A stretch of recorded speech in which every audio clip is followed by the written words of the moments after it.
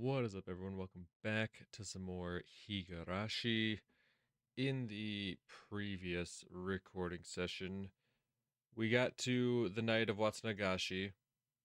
Right, we finally got to that point.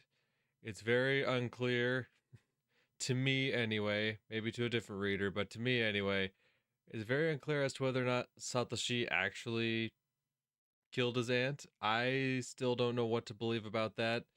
But we got a bit more insight as to the events that transpired after the death of his aunt. And so where we are at currently is Satoshi is gone, and Shion is under the impression that he's withdrawn all his money and ran away. And we believe, at least Shion's under the belief, that the Sonozakis have paid him off to do so. I'm still unsure of what to believe. I could believe that that's the case, but I don't know if I quite buy into it 100%.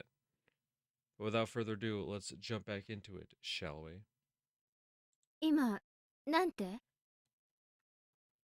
信頼できる筋の噂ですが、サトシ君の叔母殺しの犯人が見つかったらしいです。It had been a few weeks since the murder. Satoshi-kun still hadn't been found. I had no new information on his whereabouts. Kasaya's report came, as a result, completely out of the blue. それって、警察が逮捕したって意味？聞いた話では、逮捕というより、別件で取り調べを受けていた男が余罪として自供したんだとか。That sounded strange. If it was Satoshi-kun they arrested, he wouldn't have worded it that way. It sounded as though Satoshi-kun wasn't the culprit. 葛西、結局、犯人って誰だったの？ So it wasn't Satoshi-kun. I swallowed those final words. I was convinced that it was Satoshi-kun. The police and Oishi must have thought the same way. The reason Oishi approached me is because he was convinced that Satoshi-kun did it. ご安心を。サトシ君ではない。連続開始事件を模倣した異常者の犯行。はい？何それ？ Kasai shrugged. さあ、何しろ今回の事件は、なので、ほとんど情報が出回らないんです。秘匿捜査？何それ？連続開始事件による村への風評被害対策ということらしいです。誘拐事件なんかでも犯人との交渉が行われている間は新聞に載らなかったりするでしょ。ああいう類のものらしいです。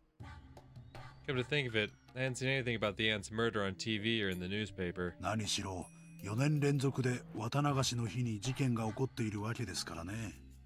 お社様のたたりだと騒いで面白がる輩も多いそうですし。そうそう、何でもその叔母殺しの異常者ですが、連続開始事件を模倣したくて行ったと自供したんだとか。Since I didn't know anything else, so instead of probing him further, I reviewed the information myself. I was really shocked to learn all this. I was convinced that Satoshi-kun killed her.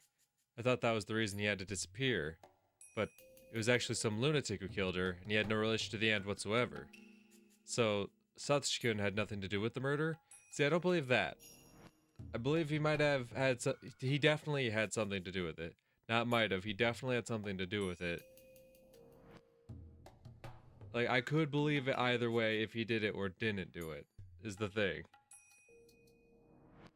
He just doesn't seem like the type to be a murderer, but also I could definitely see him being pushed to a point where he's able to do it, but like, regardless, we kind of saw him, like, at the very least, set it up, right? Like, he knew something was going to happen. He mentioned something about seeing a piece of furniture that his aunt would be interested at the dump site, and then also he hid some kind of object. We don't know. It was probably a weapon, but we don't know. He hid some kind of object in the bushes nearby, so it's like, at the very least, he's connected. If so, why did he disappear? I couldn't accept that this lunatic had killed the aunt. And what's really strange is the phrase Kasai used, 4 years in a row now. After all, I've been thinking that this murder happened because Satoshi-kun had been in a dire situation, and had nothing to do with the series of mysterious deaths. I felt as though Satoshi-kun's case had become somebody else's. The series of mysterious deaths in Hinamizawa is also known as the Curse of Oyashiro-sama. Satoshi-kun's case had become one of those mysterious deaths. In other words, Satoshi-kun's case has become a part of Oyashiro-sama's curse. I didn't like the way that sounded, because it was as though the curse had swallowed Satoshi-kun.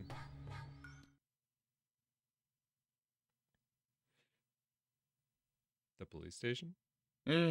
例の東京行きの新幹線に乗ったらしいという情報。正直なところ、県の中にいるのか外にいるのか、それすらも分かっちゃいません。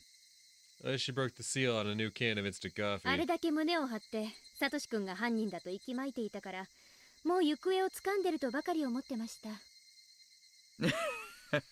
いやいや、情けない限りです。She chuckled and poured a cup of coffee which looked far too hot. しかし、耳が早いな。はい。一口操作してだってのに、どこの誰が漏らしてるやら。やれやれ、うちの傍聴も問題があるな。She smirked. Seemed he knew why I was here today. まあ、腐っても園崎の端くれです。多少の噂は耳にできますということで。I smirked back at him. It's all about bluffing. はい、腹を割り合った仲です。いいですよ。まず聞かせてください。真犯人って一体何者で、異常者とか聞きましたけど。どういうことって言われたってね。そりゃ私だって言いたいですよ。私はサトシ君が犯人の一点読みでしたからね。とんだ万馬券が飛び出したもんです。She threw himself on the sofa and crossed his hands behind his head. He looked up at the ceiling and smiled wryly. 先日ですね、県警の方から急に連絡が来たんですよ。すでに逮捕して取り調べをしている男が主婦殺しを自供したって。それは何者？薬に手を出したとんでもない野郎でし、出所しては捕まるの繰り返しだそうです。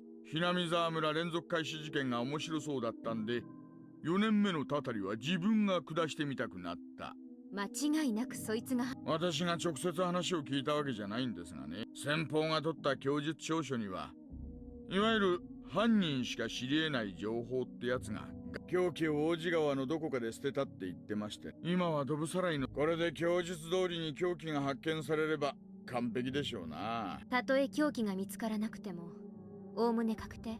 確定でしょう。現場の状況と仏の状況を正確に供述しています。襲った本人にしかわからないような細かいあたりまでね。納得は。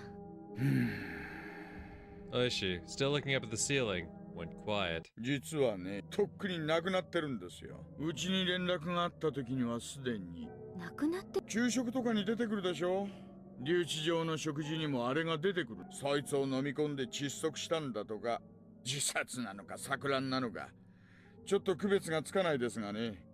I imagine somebody swallowing that spoon and gagged. だから十分に納得するまで調べられたわけじゃありません。私は納得できないんですがね。どうもその愉快犯が主婦殺しの犯人ってことで決着しそうな流れです。She turned his eyes from the ceiling to me. He looked serious. これは個人的な意見ですよ。他の誰にも内緒ということで。私はこの大バカたりは何かの間違いだと思ってます。何かの偶然による壮大な勘違いか、もしくは全然意味わかんないですよ、大石のおじさん。私は今でも犯人は北条聡君だと思っています。きっぱり言い切りますね。残念ながら現場検証では犯人を特定できるような痕跡は何一つ発見できません。聡君が失踪した後、家を改めさせてもらいましたが。それでもサトシ君が犯人だと疑ってる。ねえ。証拠もないのにどうやったらそこまで人を殺人犯呼ばわりできるのやら。大したもんです。長年の勘ってやつですか。この道で何十年も飯を食ってきた男の直感です。She smiled in satisfaction, but I didn't feel relieved. サトシ君は。サトシ君が失踪した理由の一つこそが、サトシ君が犯人でないなら、そのあたりがかなり薄れちゃいますからね。おば殺しの犯人はその愉快犯で、サトシ君の失踪とは無関係。サトシ君失踪は私とサトシ君の仲を裂くためにおば殺しとは無関係という考え方は。 Was Satoshi-kun a culprit or a victim? The reason for his disappearance had become unclear. 私は旧敵との恋仲程度で人一人を失踪させるなんてリスクを冒すとは思わないんですがね。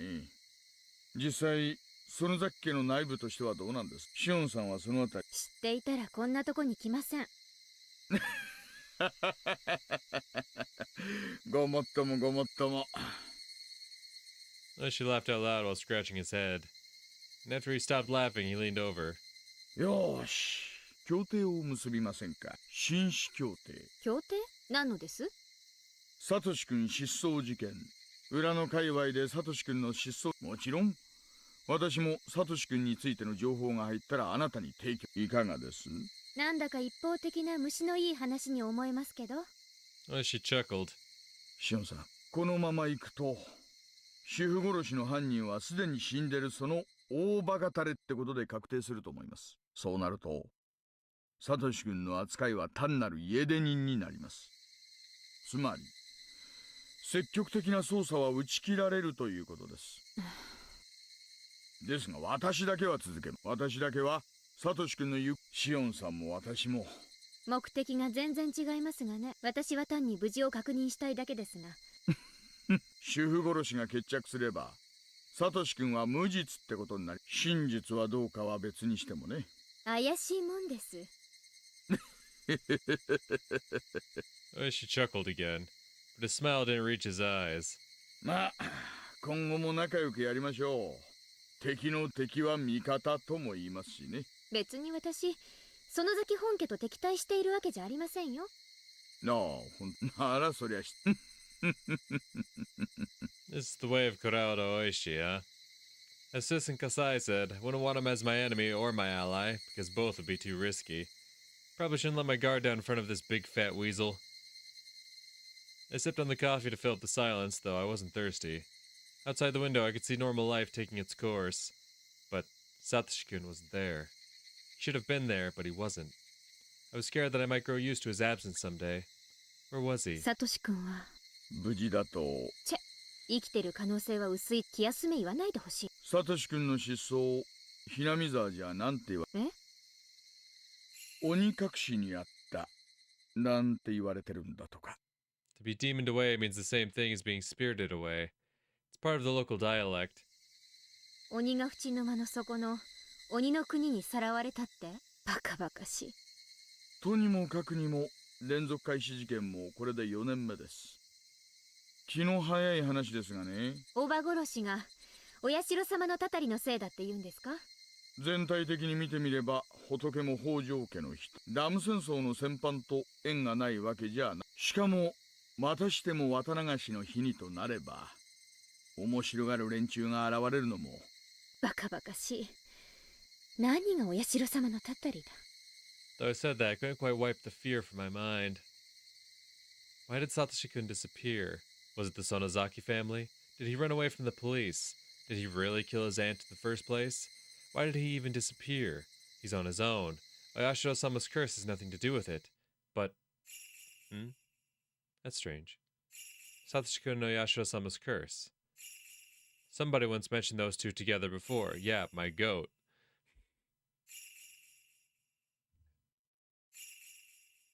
And that's the thing, I was kind of suspicious of Reina, but I know she couldn't have, like, directly done anything with the aunt because she was with Mion and the gang at the festival.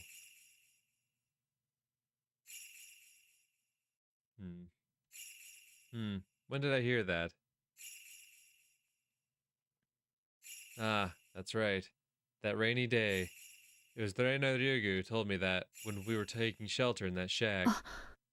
I remember the creepy story that she told me at that time. サトシ君は心のどこかでひなみ沢を捨ててどこかへ逃げ出したいと思ってるから。 That's what Reina Ryugu had said. Reina had definitely pointed out that Satoshi-kun wanted to leave Hinamizawa at that time. She also said, サトシ君が体験していることはすべてお社様のたたりの前触れなの。 she said that, for sure, she had definitely mentioned Oyashiro-sama's curse. A series of mysterious deaths had struck 4 times. Was Satoshi-kun being controlled by the curse? Is that why he killed his aunt and was demoned away? No way. That can't be true. Satoshi-kun's smile faded away in my mind. Satoshi-kun disappeared. Not only that, the reason for his disappearance has also disappeared. It must have been done by human beings. I can't accept that he was demoned away.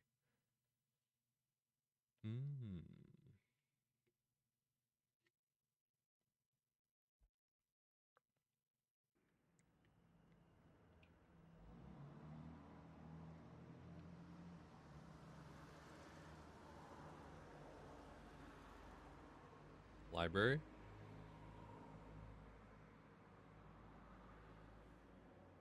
Library. I moved from one chair to another because the air conditioning was too cold. I moved with my notebook, my pen case with a bunch of keychains, and my cup of milk tea. Did it all in one go. Sat down in a new chair, then opened my notebook again. I scribbled my thoughts and sank into silence. The series of mysterious deaths, dubbed the Curse of Oyashiro-sama. I've been viewing each incident as a separate case, even though it was followed by another one. I've never looked at all the cases as part of one big scheme. After I wrote down all the incidents on paper, it became clear to me that all of them served the same agenda. I wrote down the victims. The first year, the construction site manager. The second year, Satoshi-kun's parents. The third year, the priest. The fourth year, Satoshi-kun's aunt. For the fourth year, one could consider Satoshi-kun himself to be the victim rather than his aunt. If I consider that each case arose from the grudge over the dam conflict, it's quite simple.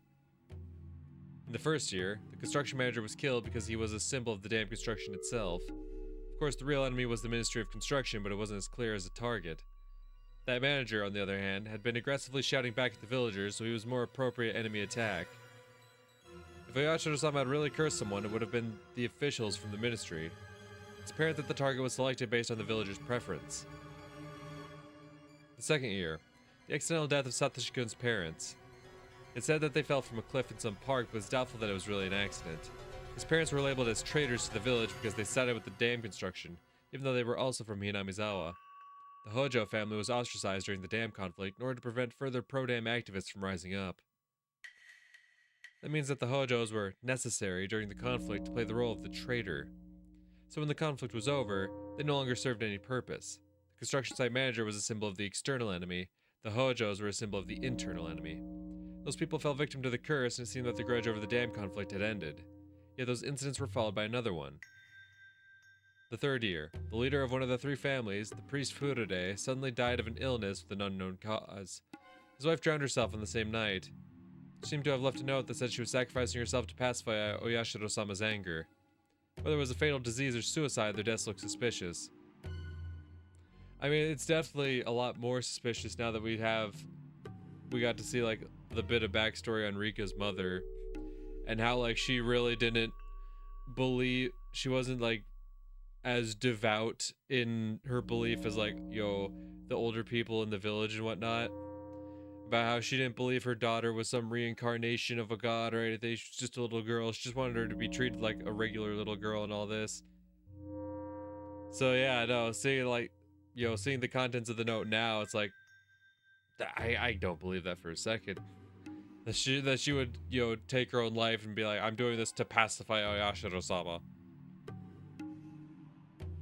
Mion admitted that the Sonozaki family didn't like the priest's attitude. They didn't like how the priest had been generous toward the pro-dam activists. The priest wasn't quite a traitor, but he was certainly uncooperative. Looking at these incidents, I realized that the curse was performed based on the degree of hostility. Enemy, traitor, and dissident. This meant that the curse was actually payment. It was a punishment for the criminals of war. In the fourth year, I didn't understand this case at first, to be honest. At first I believed that this case was separate from the other ones, even though it occurred on the same day. Never thought that there would be any relation to the other three. But when I wrote it down and looked at it objectively, the victim is a relative of a traitor. After enemy, traitor, and dissident, relative of a traitor doesn't sound too odd. It comes naturally as a fourth target. On the day the villagers worship Oyashiro-sama, the guardian deity, the criminals of the dam conflict have been punished by the curse. Just like how I was forced to pay at the Sonozaki house, the criminals were made to pay as well. After writing these things out, I started to think that the fourth incident might be in line with the series of mysterious deaths after all. Whether it was Satoshi-kun or the dope head, it seemed that they were forced to play the role of a murderer as part of a bigger scenario. Even if Satoshi-kun was the real culprit, even if he killed his aunt because of an ordinary grudge, the murder seems synchronized with the grand scheme of the series of mysterious deaths in Hinamizawa, which is a payment plan for the war criminals. That murder was the result of his pain. But what if somebody planned that as part of a scenario? For instance, somebody might have suggested to him to kill his aunt on that day, that night, that place. I had no doubts that Satoshi-kun decided to kill her in order to protect Satoko. But did he really reach that conclusion on his own?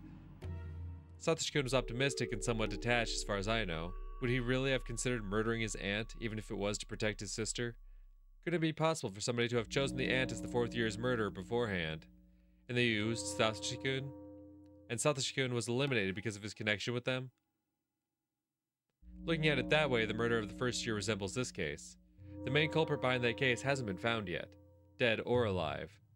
The other culprits testified that their fight had turned into a slaughter. But wouldn't it be possible that the main culprit had manipulated the situation? What if he had been told to kill someone on that day, at that time, and in that place?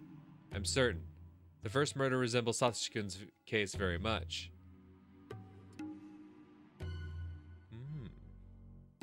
You know, I don't know if I quite made that connection. But yeah. Those are the two where culprits were never found. Like with the other two, it's like they definitely also died, even if their bodies weren't found. But with the first and fourth year, the culprit disappeared. Truly disappeared. It wasn't believed like, oh yeah, no, it's like with the second year, it's like, oh yeah, she probably fell into the water too, we just never found the body. Or the third year, like, yeah, the note says she drowned herself in the swamp, so she's like, everyone's under the assumption they're dead. But with Satoshi and the culprit behind the dam murder, they just disappeared. Up and left. So, did that mean Satoshi-kun was being controlled by somebody else? Oishi had presented me with the hypothesis that the Sonozaki family made Satoshi-kun disappear in order to end my relationship with a murderer. But when I read the notes I wrote down, his disappearance didn't seem too spontaneous. It seemed like part of a bigger plan. Since I'd unexpectedly got involved in that plan, I had to be separated from him. Then Satoshi-kun was demoned away as planned. At first, I also believed that the Sonozaki family made him disappear because they didn't like that I was in love with a member of a family of traitors. But something didn't add up. Something felt strange. I wasn't the reason for his disappearance after all. Even if I never met him in the first place, Satoshi-kun was supposed to kill his aunt in June 1982 and then disappear. At one point, I'd been thinking of taking revenge on the hag. I'd believed that she separated us. What if my relationship with Satoshi-kun had nothing to do with his disappearance? What would that mean? Who made Satoshi-kun disappear? I need to understand the series of mysterious deaths in order to solve this mystery. What did all these deaths mean? Who was behind them, and what purpose did they serve? I wanted to know the purpose, the motive, and who was responsible. Who took Satoshi-kun? I wanted to know if he was still alive. The series of mysterious deaths in Inamizawa is also called Oyashiro-sama's curse. What is that curse? Specifically, what kind of god is Oyashiro-sama? What blessings does he bring, and what punishments does he dole out? I wrote down my thoughts in the notebook. What's Oyashiro-sama? What is he? I scribbled these things down. I was so absorbed by it, I didn't realize somebody had been staying behind me, watching me the whole time. I couldn't stop myself from gasping when I realized that. ごめんなさい。驚かせちゃったかしら。The intelligent-looking woman giggled. いえ、びっくりしただけです。こちらこそ場違いな大声を出してすみませんでした。She could have apologized a little better too, since she'd been watching me from behind. But she just stared at my face instead. あなたが園崎シオンさん？私の名前を知ってて、私が初対面ということは、お姉の知り合いか何かですか？ Being twins is a pain sometimes. People you've never met before can tell exactly who you are. ごめんなさいね。私の知っている園崎さんは図書館なんかに来るような人じゃないから。噂に聞いた双子のシオンさんかなと思って。The woman giggled again. お察しの通り、私は園崎シオンです。And your name is? どうもはじめま。失礼ですがどちら様ですか？あら、ごめんなさいね。自己紹介がまだだったわね。She seemed to love her own hair because she kept running her fingers through it boastfully. 高野美代。美代って呼んでくれていいわよ。お気遣いありがとうございます。高野さん。You can call me Mio. Yes, a pleasure, Takano-san. Her condescending attitude bugged me. I hate meeting people like that. I closed my notebook and got ready to leave the desk. あら、怒ってる？ご検察。私は一人で考え事をするのが好きなんで、失礼します。ごきげん。残念ね、私たち。そうですか？私は会うとは思いかねま。だって、お社様のたたりについて研究する同志に出会えたんですもの。貴重な出会いだと思うんだけど。She saw my notes. My face reddened. これは、デタラメです。子供の落書きなんかほっといてください。お社様のたたりと呼ばれるいずれの事件も個別に見えながら確実に一つの意思に基づいて行われている。毎年一人がお社様のたたりにあって死に。何を急に言い出す。一人がたたりで死んで、一人が何ですって？ I was taken aback by her weird spiel. I realized right away that she'd said something extraordinary. 南沢村連続開始事件の犠牲者が、それともまだそこまでには至ってなかったかしら？ The number of victims is always even. I was confused, but I tried to figure out what that meant. Fuck do you mean? That's a pretty straightforward statement. The damn construction site manager died in the first year. There was only one victim. In the second year, the victims were the parents of Satoshi-kun, so it was 2 people. In the third year was the priest.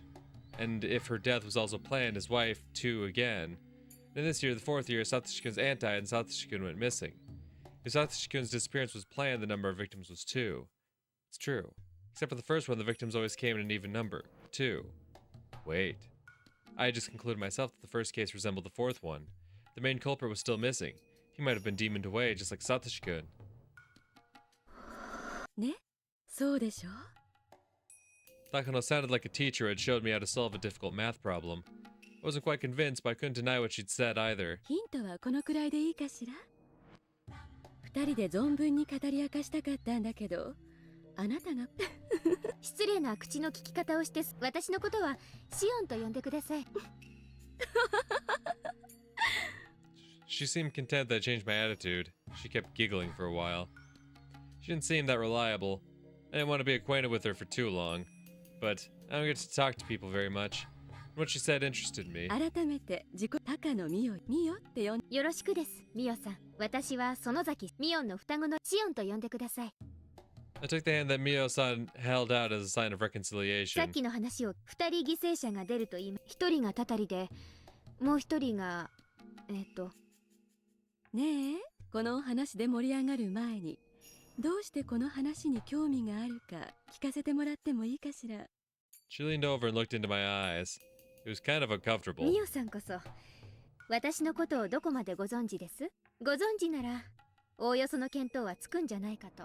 さあ、何年か遠くの全寮制の学校にいて。そうですか。じゃあ想像つき。私がいない間に起こった連続。私はよくわからないので調べて、ちょっとした興味本位で。なるほど、興味本位でね。I got the impression that she knew about what happened to Satoshi-kun and me, because she instantly recognized me as Shion, not Mion. I didn't know why I thought that way, as she shouldn't have access to the sources that, for instance, Oishi does. It was just the look in her eyes that made me think that ミ way. オさんにも聞きます。さっき私のことをお社様のたたりについて調べる同志と言いましたね。なぜたたりなんか研究してるんですか？そして連続開始事件の犠牲者は偶数人であることも言い切りましたね。ひなみ沢連続開始事件は確かに通称でお社様のたたりと呼ばれています。なぜたたりを研究すると連続開始事件にまで踏み込むことになるのですか？シオンちゃん、質問が一度に多すぎるわね。それに何が聞きたいのかややこしくて分かりにくいわ。 Oh. I couldn't say anything in return. Maybe I'd been too inquisitive. 順に答えるわね。私が研究しているのはたたりじゃなく、鬼ヶ淵村の風俗史よ。平たく言えば古代ひなみ沢村の知られざる歴史。鬼ヶ淵村？鬼ヶ淵って鬼の国につながってるっていう村の奥にある底なし沼の、あと知られざる歴史暗黒史って何です？ I kept asking questions. Mio-san, however, looked pleased to hear them. 鬼ヶ淵村というのはひなみ沢村の明治以前の名前よ。暗黒史というの、人食い鬼の歴史は。 Ah, the man-eating demons, huh? That was a fairy tale told in Hinamizawa. A long time ago, demons came out of the swamp, and while the villagers battled with them, they ended up living peacefully together. The villagers transcended and became a sacred people, having demon blood in their veins. That long-forgotten fairy tale came back to my mind vividly. ひなみ沢に縁のある人なら、ではその半人半鬼の仙人たちが何の話？村人たちの体に半分流れる。ああ、まあそんな話もありますね。I dodged the question. Hinamizawa used to be a desolate village, but it grew in prominence after the Second World War and expanded its influence to Okonomiya and other areas. The people who disliked and discriminated against the villagers called us man-eating demons. I remember that. The young villagers don't take it seriously, but the older people can get seriously upset about it. They certainly can't take it as a joke. So the term man-eating demons is forbidden. We normally never use it. Even during my rebellious phase, I never spoke those words. Mio-san, however, seemed to have no qualms with saying it out loud. 気に障った？何がですか？人食い鬼って単語を気に障ったなら謝るけど。年寄り連中は気にするらしいですけど、それより続けてください。ありがとう。じゃあ続けるわ。古代の村人たちにはね。そしてその食人の儀式を様式化し、私たちが6月のお祭りだと思っている綿流しだって、本来は犠牲者をさらい、彼らはね、犠牲者を高速台に縛り付け、ほら、魚の腹渡って、それが語源よ。綿流しの。綿流し。そうよ。お布団の綿なんかでごまかすようになったのは、私の研究ではまさかこの昭和の時代にそんな恐ろしいことが堂々とできるわけもないのだし。Everything Mio-san was talking about sounded startling. I was just taken aback. I couldn't wholly believe it right away. She sensed that from my expression. もちろん思いつきなでっちあ誰にも見せないって誓うなら、綿流しのあたりの研究ノートを見せてあげてもいいけれど。Mio-san took out a notebook from her bag and flipped through it. She appeared to be doing her research thoroughly. ありがとうございます。お借りできるものなら後で本当は閲覧厳禁の秘密ノートだけれど研究の同志になら特別に見せてあげてもいいわね。Mio-san handed me the notebook a bit hesitantly. It looked like it'd taken a whole night to finish reading. It was densely packed with information. I saw copies of various documents and quotes in there too. It wasn't just some delusion of hers. 一番最初にミオさんは言いましたよね。毎年の事件で一人がたたりで死に、一人が生贄にされて失踪すると。A person is sacrificed and disappears. Satoshi-kun had gone missing. Did he become a sacrifice? What is a sacrifice anyway? Mio-san looked pleased to hear my questions again. She took out another notebook and handed it to me. 読めばわかるけど、かいつまんで話すわね。お社様のたたりとは、簡単に言えば、お社様の怒りのこと。お社様が怒ったら、それはわかるわよね。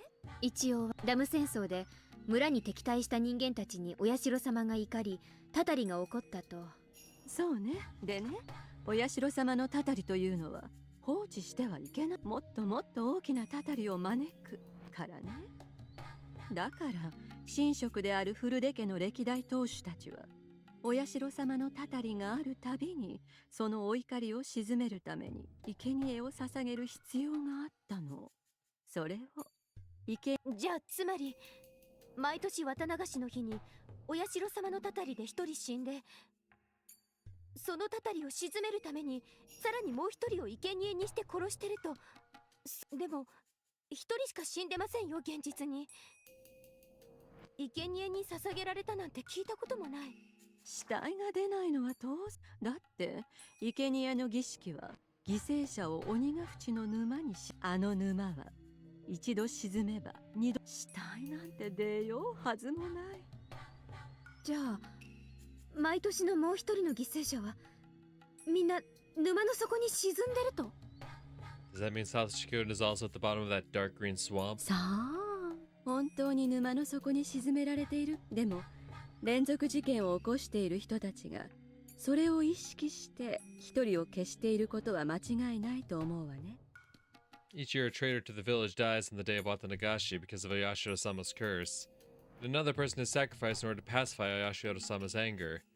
That person's body will never be found because he or she is supposedly thrown into the bottom of the swamp.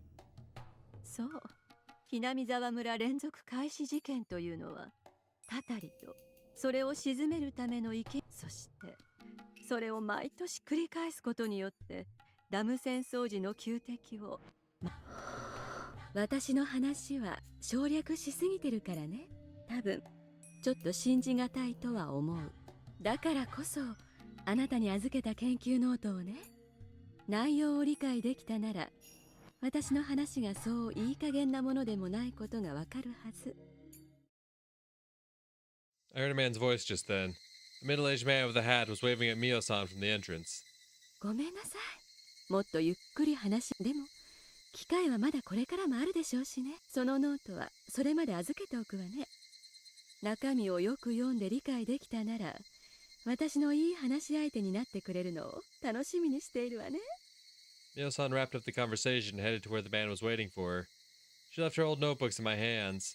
Mio-san waved at me as she left the library with her companion. I took a seat again and opened what she'd given me. What bugged me was the series of mysterious deaths, also known as the Curse of Yashiro-sama. Maybe I'd be able to get closer to the truth by reading these notebooks. If I studied them carefully, I might be able to find out who was really behind the incidents. Why did Satoshi-kun have to disappear? What was he involved in? How did that happen? Maybe Takano's notes will bring me the answer. Research notes, Mio Takano. Started flipping the pages, this time making sure that no one was watching over my shoulder.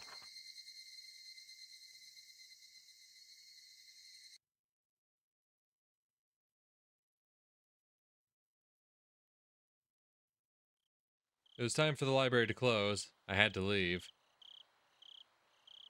I bought some food on my way home. I shut my door and locked it right away. Then I heard the door of the neighboring apartment open. Kasai lived next door. Nobody else lived on this floor of the nearly empty apartment building anyway. Clearly heard the door open and close. Kasai must have noticed that I came home and was coming over because he wanted to talk to me. I unlocked the door and shouted out to him. 葛西なの？鍵は開いてますよ。葛西さんじゃないよ。シオン。That voice. I twitched. 入るよ。どうぞ、おね。The door slowly opened. My alter ego, Mion Sonozaki, appeared.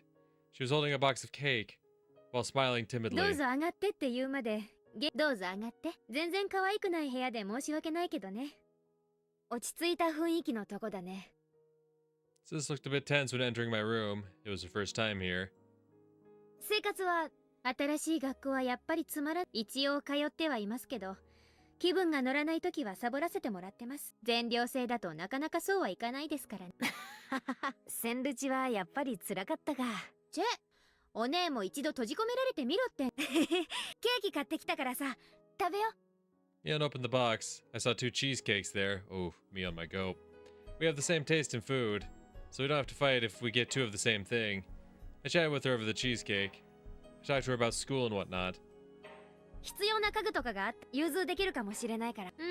この部屋にもようやく馴染んできたとこだけど、近いうちに引き払うかもしれないから、うちのお父さんが沖宮に住むつもりなら、もうお父さんに会いたくないんだけど、かといってお父さんもシオンがいなくなって寂しそうだったから、チェー、人事だと思って。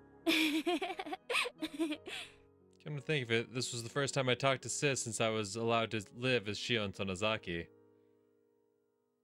She didn't look like how she was at the Sonozaki house that day. The successor of the Sonozaki family and my twin sister are 2 different people. The demon lives inside the leader of the Sonozakis. Our bodies are exactly the same except for the tattoo of a demon on her back. Mion's destiny as the successor was set in stone when she got that tattoo. It's pretty simple. The Mion from that night was different from the Mion before me. When I was forced to tear off my fingernails, I'd momentarily despised her. But if I were the next leader of the family, I'd have done the same. シオン、爪は治った。もうすっかり傷口は。最近は目立つのがかえって嫌なんで。でもまだだいぶいびつでね。あまり人には見せられないかな。I sneered at her, displaying my incomplete fingernails. Mion grew quiet and looked 謝 down. らなくていいよ。ミオンだって次期当主の役割を演じた。恨んじゃいないから。ごめんね。オッケー、その謝罪では。でももう一度謝ったらそれは取り消し。一生許さないよ。何それ。お姉は一度謝りモードに。私の方で区切らないとキリがないんです。本当にサトシとのことも。 My heart ached when she mentioned his name. Felt just like the ache of an old wound. シオンがサトシのことをあれだけ大勢の前で熱愛宣言しちゃいましたからね。I mean, yeah. You know, I got the impression that you loved him. Oh, really? What gave that away? なんだか今更恥ずかしくもなんともないや。でもバッチャはあれで本当にけじめがついたと思う。シオンがちゃんと自分でけじめをつけ、それで全部終わりって。そうでなきゃあれだけ痛い思いしたんですから。サトシ、どこに行ったんだろうね。I started choking when I heard her say that. I just said it to her myself. I said that I'd forgiven her completely, but that promise instantly evaporated. It's because of what she said, I felt like I turned into a completely different person. What did you say, Mion? Did you say, I wonder where Satoshi-kun disappeared to? Who else could know other than you and your folks? What did you say? Where did he go? I felt my eyeballs reddening in anger. Felt as though they were about to pop. I choked on a burning sensation in my throat.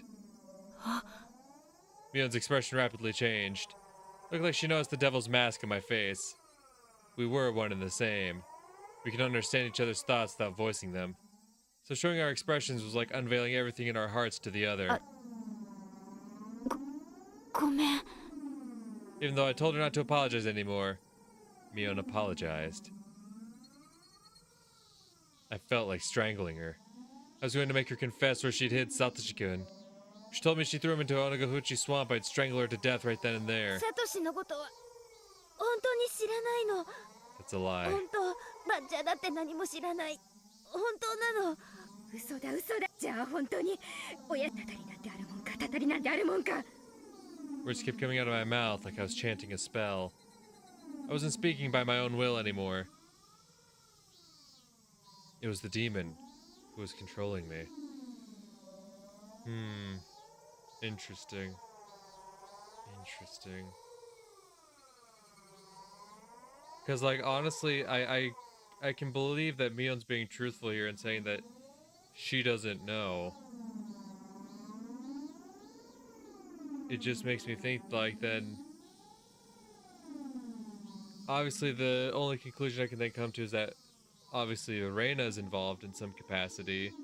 Because as Shion herself pointed out earlier, the only person to have mentioned, you know, Satoshi having an urge to... Or Satoshi being, you know... haunted by the curse, excuse me, as well as, you know, having an urge to run away from the village, you know, was Reina. She's the only one who's ever, like, mentioned those things together like that.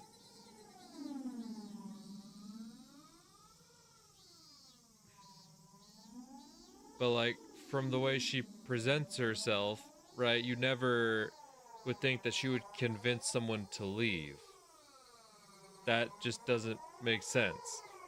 You know, like, she wouldn't want someone to leave the village lest they, you know, incur the wrath. So that one I find hard to believe. But then who? Who could have possibly convinced him that that was the way to go? Unless Oreo did do something without Mion's knowledge. Though I doubt that. Mion seems very deeply connected to all the goings-ons of the Sonosaki family. But I suppose it is possible. I don't know. The demon that had been sleeping deep inside me woke up and was speaking through my mouth. My hands, the demon's hands, grabbed Mion by the neck. お前たちがサトシ君、お前たちその先返して、私のサトシ君を返して。 My hands slowly but surely squeezed Mion's neck. Mion put her hands onto mine. I looked at her fingers. 3 of the fingernails on her left hand looked as ugly as mine. ミオ、これはどうしたの？ Tears rolled down her cheeks. She didn't have to answer. She had the same scars as I did. She atoned as well. The way those wounds were healing looked the same as mine. So did she get these wounds around the same time I did? シオンだけが爪を剥がされるなんてかわいそすぎるんだもん。 Mion started sobbing. I stood there, petrified, still wringing Mion's neck. シオンがね、私だってシオンばっかりいつもかわいそうで、私たちは同じ双子なのに、なんでシオンばっかりいつも差別され。 It didn't come as a surprise to me that Mion might have also loved Satoshi-kun as I did. We've always liked the same stuff, and even the same people. She was stupid enough to feel obligated towards someone like me. 私ね、バチャにね、怒鳴って言ったんだ。シオンとサトシをそっとそしたらだからね、ちゃんとシオンが頑張ったから。なのにこんなのひどい。Mion isn't smart enough to shed crocodile tears. Those tears were real. Her tears dissolved my demon's anger like how the sun melts ice. 信じて。本当にサトシがどう園崎家とかバッチャとか。バッチャはだからサトシに何かするなんて絶対にないの。ミオ、ごめん、苦しかった。I took my hands off her neck and held her instead. シオンはもっともっと。I shouted at the demon in my mind. I believed in Mion. I'd been convinced it was the Sonozaki family that made Satoshi-kun disappear, but Mion denied it, while shedding tears. Between her and me, her tears are more convincing than any words. So I'd believe in her. It absolutely wasn't the Sonozaki family that made him disappear.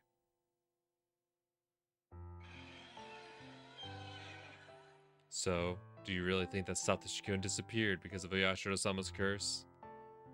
I don't believe in curses, and Mion didn't do it. If it wasn't the curse or the Sonozaki family, who demoned him away? Well, that's the fucking mystery of it, isn't it? I don't know. I just know it's not Mion. It's not the Sonozaki family because Mion says so. That's stupid, Shion. Are you going to ignore Satoshi-kun's voice? I know. You don't have to remind me, demon. I can hear his voice. I know he's mumbling with an ambivalent expression, like he always used to do, even though he knows help won't come. I'll help him no matter what. I'll save him if he's alive. I'll avenge him if he's dead. Mio didn't do it. You just want to take it out on somebody, it doesn't matter who. But I'm Shion, not a demon. You're only a part of me. Don't try to take control. Fuck off. Don't ever show up again. The demon faded away. My body went limp, and I fell to the floor while holding Mion. シオン、もう私たちはどうしてミオンとシオンなんだろうね。どうして。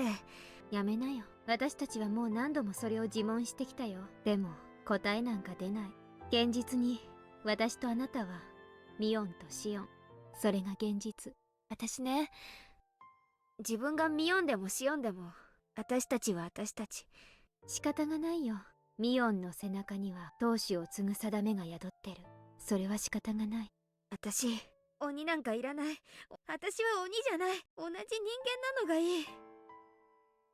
Mion is a demon, and Shion is a human. Even though we're twins, there's a difference between us.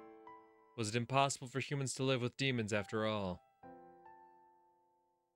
It should be possible, because they did it before. That's the legend of Hinamizawa. Humans and demons lived in harmony together, as Oyashiro-sama watched over them. Mion, Shion, Satoshi-kun, demons, humans.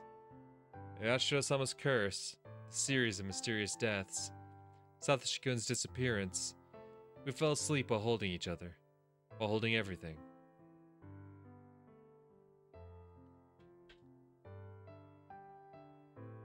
Damn, alright, alright.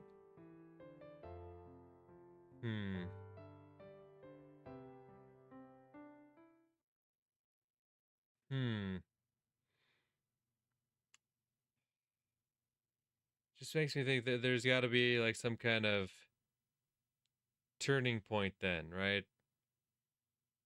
There's gotta be some kind of like turning point, because clearly like the twins care a lot for each other in this moment.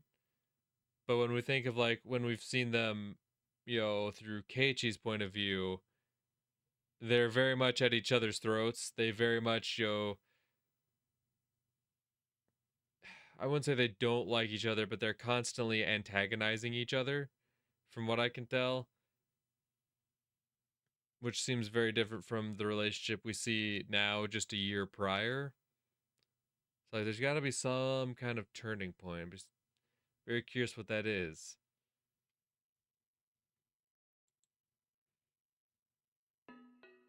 Page 50. I saw Mio Takano a few times after that. At her core, she was fascinated with the bizarre, and she had an insatiable curiosity that was just as strong. I have to remind myself not to take her story too seriously. Otherwise, I might start believing that Satoshi-kun disappeared because of the curse. She talks about the dark history of Hinamizawa a lot. It's all very interesting. Her theories are based on nothing but conjecture, but some of her intuition covers facts that only members of the Sonozaki family would know. She thinks that Oyashiro-sama's curse is the continuation of these ancient rituals. In other words, she believes that the curse is performed by religious fanatics. According to her theory, a religious cult once existed in Hinamizawa, and the three families stemmed from it. She believes that they are operating behind the scenes in order to revive the dignity of the Onagahuchi people, which was lost during the Meiji era. Mio-san's theories are far-reaching, and looking at them on a larger scale, they end up making a lot of sense. But they can't offer any explanation for Satoshi-kun's disappearance when using them on a smaller one. Her theories are just too broad.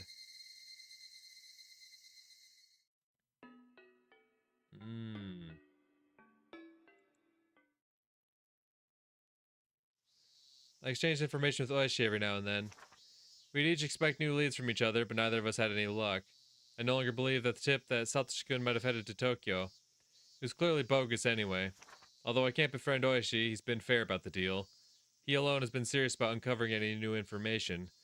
Oishi's sources are quite reliable, so whenever I found some dubious tip, I checked with him to see if it was valid.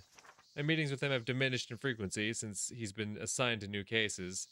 Eventually we stopped meeting entirely. Oishi stopped investigating, and I reached the limits of my sources of information. People now think that Satoshi-kun's disappearance was a supernatural phenomenon called demoning away. In Hinamizawa, they refer to his disappearance as him having transferred, and nobody will talk about it otherwise. I don't like the way that phrase is used to erase him. Which does make sense why she gets so pissed when Keiichi says it.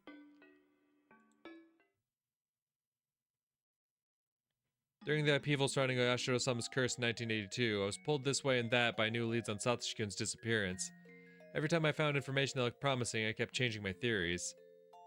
But that also became an incredible burden on me. It wore me down plenty on its own. The fatigue was harsh, but it also provided a very kind acceptance. Bit by bit, it soothed away the anger, sadness, and doubt that wore me down. I'll never forget Satoshi-kun. I'll never try to forget him and move on. I constantly repeated those words to myself in my head. I repeated them to keep my memories of Satoshi-kun from fading, too. Over and over. For the sake of my fun memories with Satoshi-kun, together with my fear and my sadness, I repeated them forever and ever. Interesting. So I'm guessing we're in for a bit of a time skip then? Because she mentions a love that is... 淡くて儚いシャボン玉のような恋心。空を望めばやがて壊れて消えるように少女の思いは虚しく叶わなかった。流した涙は血の色となって生贄を求め、口をついた悲しみは怒りとなって殺意を生み出してゆく。純粋すぎる黒はすべてを飲み込んで闇を広げる。やがては自分自身さえも。目明かし。生まれてこなければよかったのか。血みどろの手は虚空すらつかめなかった。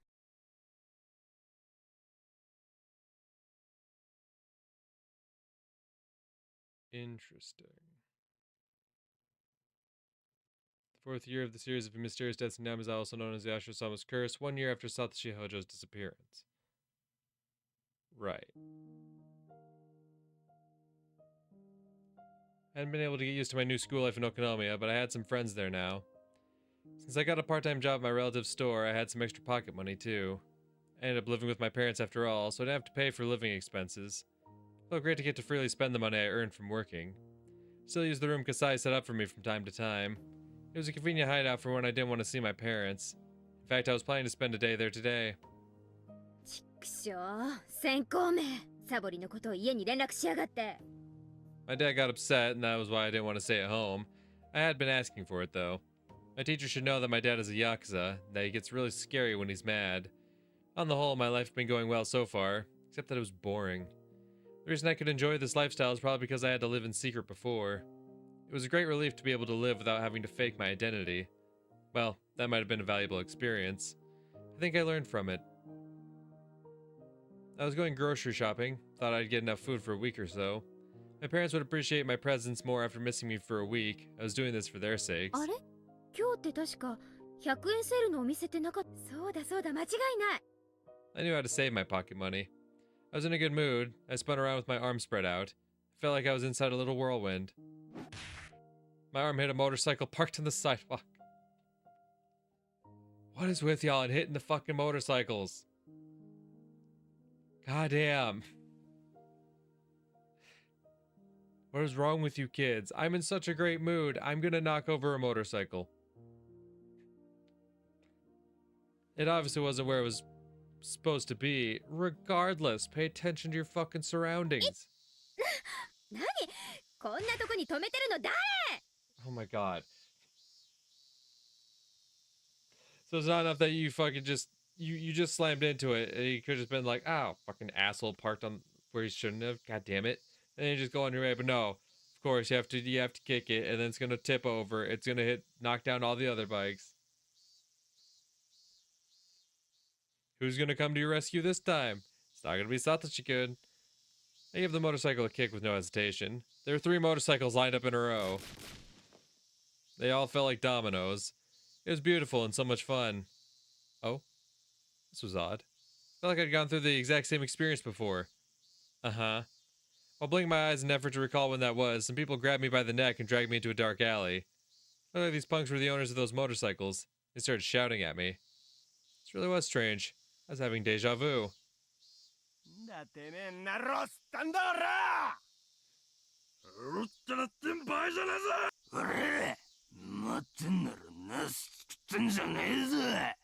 That's right. It was when I met Satoshi-kun for the first time. He came to save me. If I pretended to cry right again now, would he come to save me again? I made a wish. I started pretending to cry and beg for mercy. That time, I doubted my ears. いい加減にしやがれ。 Interesting.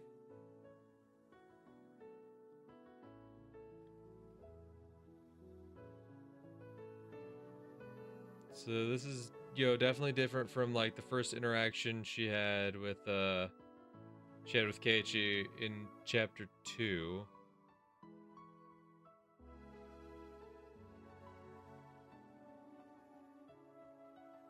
It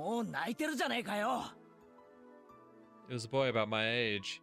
Couldn't quite see his face because of the light illuminating from behind. サトシ君 Of course it couldn't be him. It couldn't be.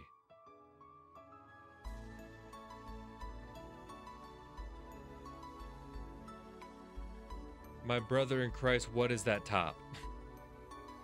What the fuck are you wearing?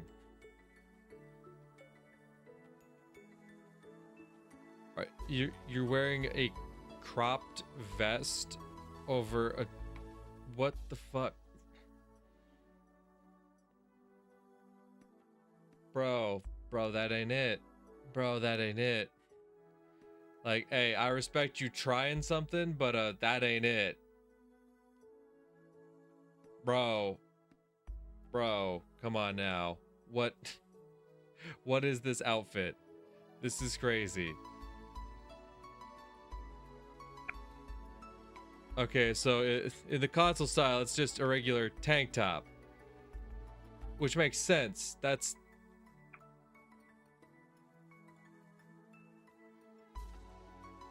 Or it's like... So it's like a baggy tank top with like a black undershirt. That's how it's done in like the other styles. What the hell were they going for in the original style? Actually, what the hell?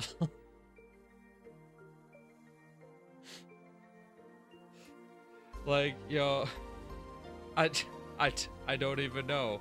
Who would be wearing something like this? That's crazy. That's actually crazy. Anyway, yeah, go on. Be the hero, Keiichi. When I snapped out of my daydream, I realized that it wasn't Satoshi-kun after all. He looked less gracious than Satoshi-kun, so to speak. Oh yeah, absolutely. Yeah, no, he absolutely sucks compared to Satoshi. If Satoshi-kun was pristine and untouched, then this guy would have scratches all over him. But although they were completely different, I got a similar impression from him somehow. I mean, they definitely have some vibes.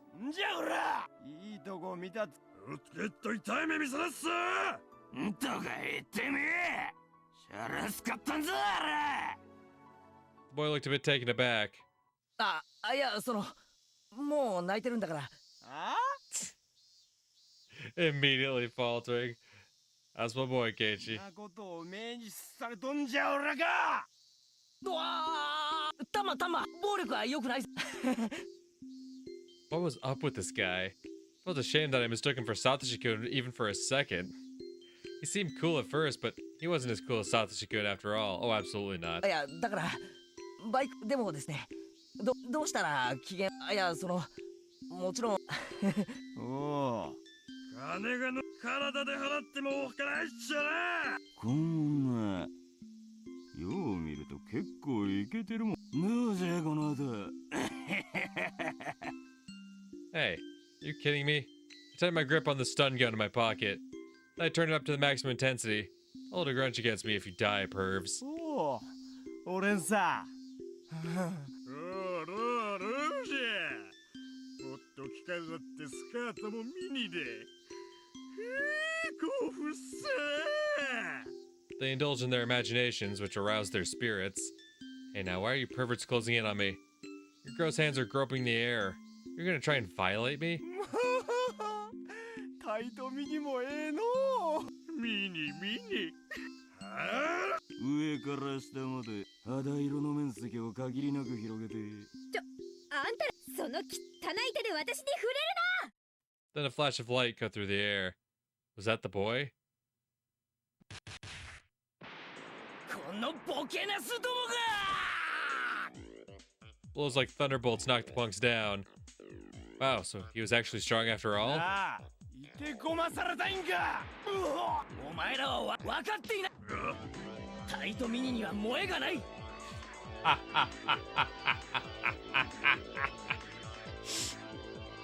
そして肌色面積は控えめに。I mean, no, you are cooking with that one.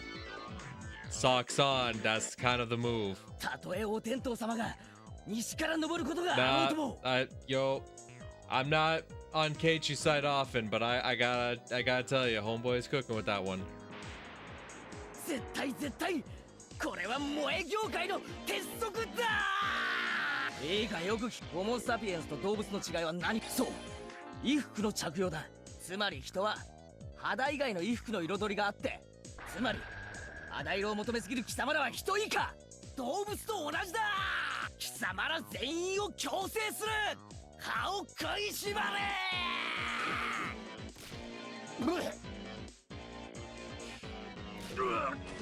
先ほどタイトミニを引き例えばここに美少女と一言に言っても、それについて貴様らに抗議することは寿司山芸者から入った外国人に。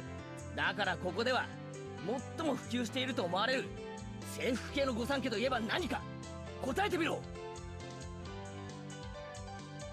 そうだな、制服、体操服、スクール水着だろう。なおセーラーかブレザーかの好みの違いは制服にカテゴライズする。もちろんブルワーかスパッツかの違いも、スクミズも紺か白かの違いはあるぞ。どうだ、これだけでも甘美な響き。ではお前ら3人がこれらのうちの一つずつが好みであったと仮定しよう。おい不良 A、 お前は制服だ。不良 B、 お前は体操服。そして不良 C はスクミズだ。頭に思い描け。描けたか。妄想くらい自在。ではお前らの望む美少女がここにいて、その衣装を着ているぞ。あると思え、あると信じろ。気合を入れろ。返事はオスか。さあイエスサーだ。バカ者、それでも軍人か。よーし、描けたようだな。次に進むぞ。それらの萌え衣装と貴様らの馬鹿げた欲情に従いお色気ムンムンなタイトミニスカート姿を見比べてみろ。最近まだ萌えと色気の違いのわからん未熟者が増えているが、実に嘆かわしい。本能でしか女性の魅力を語れない貴様らは犬、猿、キジだ。きびだんごでももらって鬼ヶ島へでも Get back here! Get back here! ちなみに最近の東西雪解けに従い萌えもいろいろな類が大量に上陸しているが Is that so? そんなことも知らんのか愚か者は The Cold War ended, they're like, yeah, sure, we'll share our porn. Why not? 制服系と金髪を掛け合わせてアニメ系などという酸素と水素が掛け合 And わ some され Russian ノザラン thing. と可愛いよ大爆発なんて組み合わせが出ているようだが本館は断じて認めたりはしないぞ制服は日本の文化だ芸術だ和洋折衷はこの世界には存在しない貴様ら聞いているのか軟弱するべどもが歯を食いしばれ今日は徹底的にしごく貴様らが真の萌え文化を理解できるまで今日は寝られないと思え Hell yeah, dude. はい指導指導指導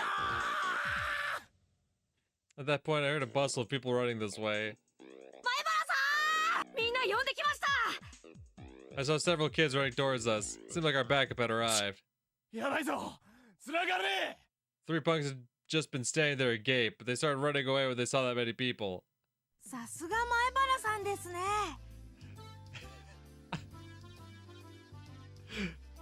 Honestly, I kind of gotta respect it. I love how he just kind of like shies away from danger like immediately, but the moment they're like, the moment they try to comment on what's erotic and what's not, this man loses his shit. He's like, no, let me teach you fuckers a lesson right the fuck now. Oh, たっ fuck. た一人であんな怖そうな3人組を釘付けにしちゃうなんて。3人の一人、前原さん、喧嘩も強いなんてすごいです。尊敬。俺の固有結界もますます磨きがかかったようだな Hell yeah, dude. It's all aura. 今に監督の固有結界メイドインヘブンに太刀打ちできるくらいに磨きをかけてやるぜ大丈夫かよミオン The boy was apparently called Maibara. He turned around to face me. Even the way he mistook me for Mion sounded like Satoshi-kun. But Satoshi-kun isn't a pervert like him. I mean, you don't know that. Yo, he wasn't really in the best of circumstances to express himself if he was. So, I mean, for all you know. 天下ごめんのミオンがどんな情け容赦のない日まあそのさすがに男が3人がかりじゃそんなわけないよな I was still confused. I couldn't yet grasp the situation. Who was this guy? Mion has friends like him? I was still spacing out in shock. So, I forgot to move until his hand touched my head. まあその半べそ書いてたのはそのまあ元気出せよな The boy called my bada stroked my head roughly. It didn't feel good. It hurt actually. He's like, damn dude, you suck at this. But still, his hand had the same warmth. Later on, Mion told me about him. He was called Keiichi Maibara. Kei-chan for short. He's one grade below us. Not only that, but he just moved to Hinamizawa. Thanks to his attitude and lack of manners, he'd already become an idol in their class. Mion joyously explained all of this. Sure, he sounded like a fun kid. I knew why Mion was into him.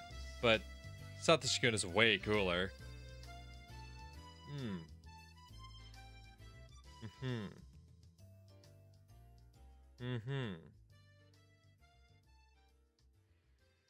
So if you yourself do not actually develop which doesn't surprise me, especially given her reaction in, I believe, chapter 3. Shion doesn't really have feelings for Keiichi like that, right? But still, something must have happened between the sisters to where she feels the need to, like, endlessly fuck with her sister like this. Right? I mean, she hears over the phone. Well, I guess that's also the thing, is, like, she mentioned, you know, before the time skip here, that's, like, she had kind of assumed that Mion liked Satoshi as well, because they both, you know, because of being twins, they both kind of like the same people. So maybe as of this first encounter, she doesn't realize it yet. Maybe later on, she actually realizes, oh shit, I actually kind of like this guy. He wasn't worth stealing from Sis. Or was he? Well, never mind. My heart throbbed. I was excited. I felt like I'd gotten a new toy. I was curious as to what kind of relationship Mion intended to build with him. I'd love to tease her about it. ありがとうケイちゃん。よかったらお礼にすぐ近くにおじさんの店があるし、どう？ Satoshi-kun would refuse out of modesty. But Keiichi Maibara said okay within 2 seconds. Well then, can't wait to tease the two of them. My boring life suddenly became bright again. おい、腕なんかにしがみつくなよ。 So is Mion the one working at the restaurant then? あれ？いや、その嫌いじゃないけど。胸が当たってなんで？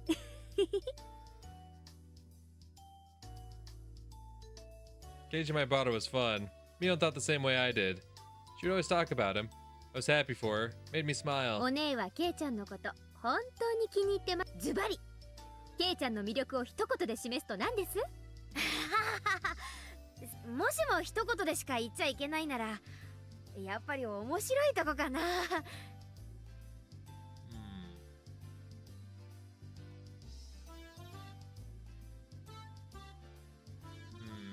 I'm just curious. I feel like eventually there's going to be like some form of jealousy is going to form within Shion here. I'm guessing at the fact that Mion, or maybe even that she can tell that Mion likes him and isn't doing anything about it. And she gets upset that it's like, oh wow, you have this person right here in front of you and you'll do nothing. Whereas when I wanted someone, they were stolen away from me. This is bullshit. そうそう、この間の部活の時にさ。 Mion really liked him, but didn't seem to think it was love yet. She's reserved in that area, so that really was like her. As for me, well, I didn't hate him. My feelings were the same as Mion's. Kei-chan was just too childish compared to Satoshi-kun. I wondered how Satoshi-kun was doing. Was he waiting for things to cool down somewhere far away? The case had already been solved, though. That dopehead was the murderer. There's no reason for him to wait anymore. I shook my head. I shouldn't think about it too much. Oh wait, I know. The case was confidential, so the arrest of the culprit hadn't been made public. So Satoshi-kun hadn't realized that he could come back. I know he's a little thick-headed. Maybe he'd been waiting for things to calm down until the end of time. But if so, couldn't he give a call to Satoko at least? He should tell her he's living in a faraway place, but that he'd be coming home soon. Fuck you. Don't you start on fucking Satoko again. God damn it. We were having good moments, Shion. We were having some good moments. Don't start this shit again. I swear to Christ. She'd been living with Rika Furude since Satoshi-kun went away, so nobody would pick up the phone even if he called. And she's stupid for that? Fuck you. Fuck you. She's not even gonna be there to answer the phone, so she should live by herself with no one and be all alone in the world? Fuck off. Oh, fuck you. Given Satoshi-kun's personality, he wouldn't remember any phone numbers other than his home number, so he wouldn't be able to contact anybody in Hinamizawa. Maybe he's been calling Satoko every night. He keeps ringing but nobody picks up. Then he'd assume Satoko might be taking a bath or be in the restroom. He put on a puzzled smile while mumbling, like he always does. ムー。 I imitated his voice without realizing it. それで。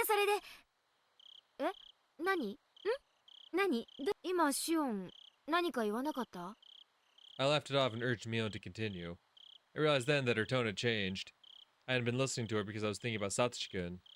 I had thought she was still happy talking about Kei-chan, but Mion sounded grim now. Her faint smile looked pitiful. It was too late to ask what was going on, so instead I concentrated on her story instead. でね、おじさんが今日は盛り上げてくれてありがとうって言って、売り物のお人形をみんなに一個ずつ配ったの。私以外の全員に。お姉以外の、みんなの手前。相変わらずお姉は、それで？ Mion sniffled. I realized that she was on the verge of tears. ケイちゃんの袋にはね、そのお人形が別に何のお人形？ケイちゃんは、私だけもらってないって知ってたの。私に、ミオンには似合わないような次に生まれて、言われたんだよ。That was Keiichi's weak point. He might be fun and popular, but he wasn't mature. I like Satoshi-kun. やり直したい。ケイちゃんに出会った最初の頃からやり直して。お姉がやり直したいと思って、しかも向こうが何もトラブってない状態なら互いに傷つき合ってただれちゃうと、まあやり直しも面倒でしょうが。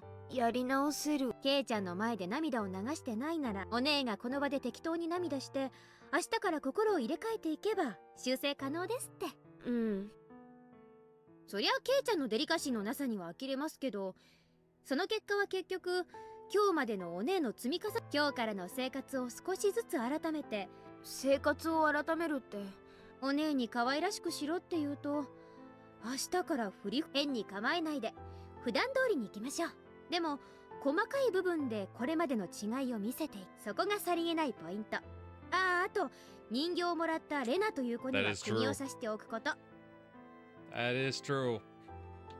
You got some stiff competition with Reina, alright? Oh. Oh.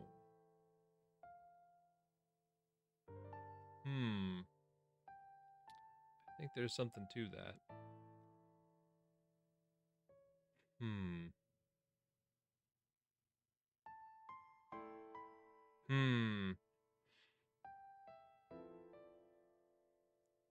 It's just interesting that, Shion falls in love with a guy, and then it seems like Reina seems to have some kind of close connection with him, right? He's willing to tell her all these deep secrets that he's not telling anyone else, right? That's kind of the impression we got when Shion meets her under the bus stop. And then Mion falls in love with a guy, but then Reina also happens to get real close to him.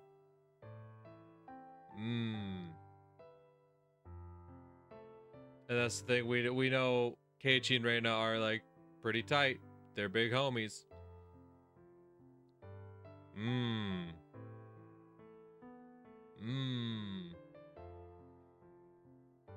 I don't know what that implies, but like there's like obviously I know Reina plays some role in this. There's, even if I haven't figured it out yet, there's some role in it. It's like seeing that connection alone, like, nah, she's up to something.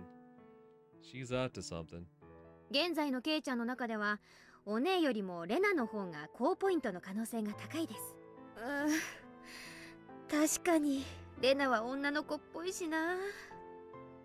可愛いし、ライバルがいるならうかうかできませんよ、お姉。涙は男を引き寄せる力がありますけど、普段は笑っててポイントで泣く。萌えの典型パターンの一つか。私もケイちゃんに実践してみるかな。ダメだよ。お姉が気に入る、私が気に入らない道理はある。さーて、なんならお姉、やだもう絶対シオン、ひなみ沢に来たら追い返す。 I'm happy for you, sis. It's not too late at all. It's important to know the distance between the boy you love and yourself, and shift the way you appeal to him to compensate. The boy I love is missing, you know? I don't even know where he is, or when he's coming back. Compared to that, you're very lucky. Mion was saying she'd do her best from tomorrow on with red tearful eyes, but I sensed a deeply negative feeling emerging inside me. Yeah, nobody was blaming Mion for being happy with Keiichi. I wasn't envious. I wasn't jealous. I didn't want her to be blamed the same way I was blamed. It's just that there was no space for Satoshi-kun in Mion's mind anymore. Oh, I see. Filled as it was with Kei-chan and her other friends now. Didn't matter to her if Satoshi-kun came back, or not. Just like how she didn't care if it was sunny or rainy tomorrow. What about me then? Had I been thinking about Satoshi-kun all the time for the past year? I wasn't proud of my own answer. I'd become used to life without Satoshi-kun. His absence didn't hurt me anymore. I was getting used to life with Keiichi Maibara. If I let my guard down, he might just fill up the space I'd been saving for Satoshi-kun. If Shion Sonozaki had prayed harder for Satoshi-kun to return, he might have come home already. Where did Satoshi-kun go? Last year, right after his disappearance, I'd paid close attention to the information circulating in the Sonozaki family and its underground connections. And I frequently went to the police station to check with Oishi for new information. Even with all that, I couldn't get any new leads on his whereabouts. I eventually became interested in Oyashiro-sama's curse, which surrounded Satoshi-kun's disappearance. I researched the dark history of the village. The more I looked into it, the less likely his survival seemed. I'd returned Mio-san's scrapbooks to her, and then I hadn't gone to the library since. I started a new life in a new school. I had made new friends. And in the same way, as falling leaves cover the ground, I felt like I was losing sight of what was really important to me. It was already almost the end of spring. They said that summer was coming early and be very hot this year. Normally it'd be the rainy season now, but we'd had no rain at all. The Watanagashi festival was right around the corner. It'd been almost a year since Satoshi-kun went missing. In Hinamizawa, they don't allow you to talk openly about Yashiro-sama's curse or the series of mysterious deaths. So everybody acts like the murder of Satoshi-kun's aunt never happened. That's because Satoshi Hojo-kun was a member of the family of traitors. He fell victim to Yashiro-sama's curse in the 4th year running. He was demoned away. Everybody was trying to forget about his existence and erase their memories of him. Don't make him disappear because of the curse. Don't erase his existence. Satoshi-kun was living in Hinamizawa just a year ago. He went to school. He was an A student. He was a member of the Hinamizawa Fighters. He could never hit the ball when it really mattered. He was unreliable but pure. He was warm. Because of the curse, people made him disappear. They stopped mentioning his name and acted like he never existed. A new resident like Keiichi Maibara wouldn't even know him. He seriously believed that Satoshi-kun had transferred out. I miss you, Satoshi-kun. I want to go shopping with you again. I want to be in a baseball game with you again and get a cold drink afterwards. I want to tease you and I want you to stroke my head again. Your hand was so warm. I felt as if my whole body was being caressed. Satoshi-kun.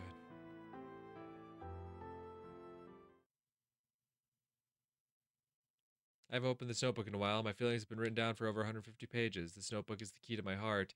The other me who's been sleeping since last year is slowly waking up. Ooh.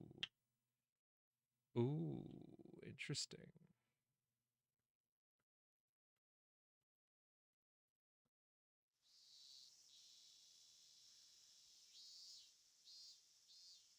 まったくケイチさんのドスケベぶりには呆れましてよ。男の子なら仕方がないのですよ。みーちゃんもしーちゃんもケイチくん困ってるよ。ですってよ。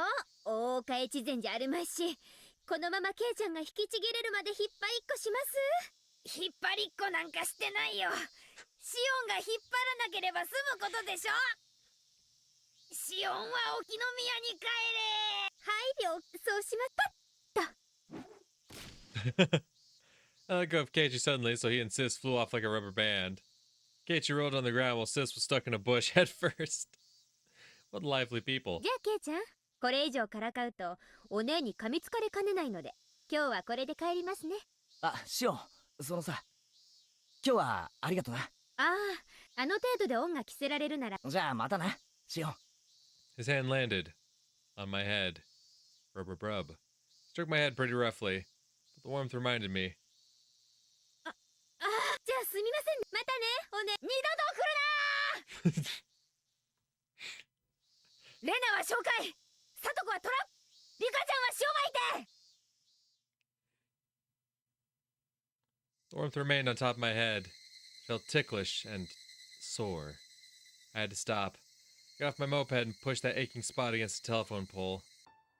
I'm sorry, Satoshi-kun. I'm sorry. I'm sorry, I'm sorry, I'm sorry.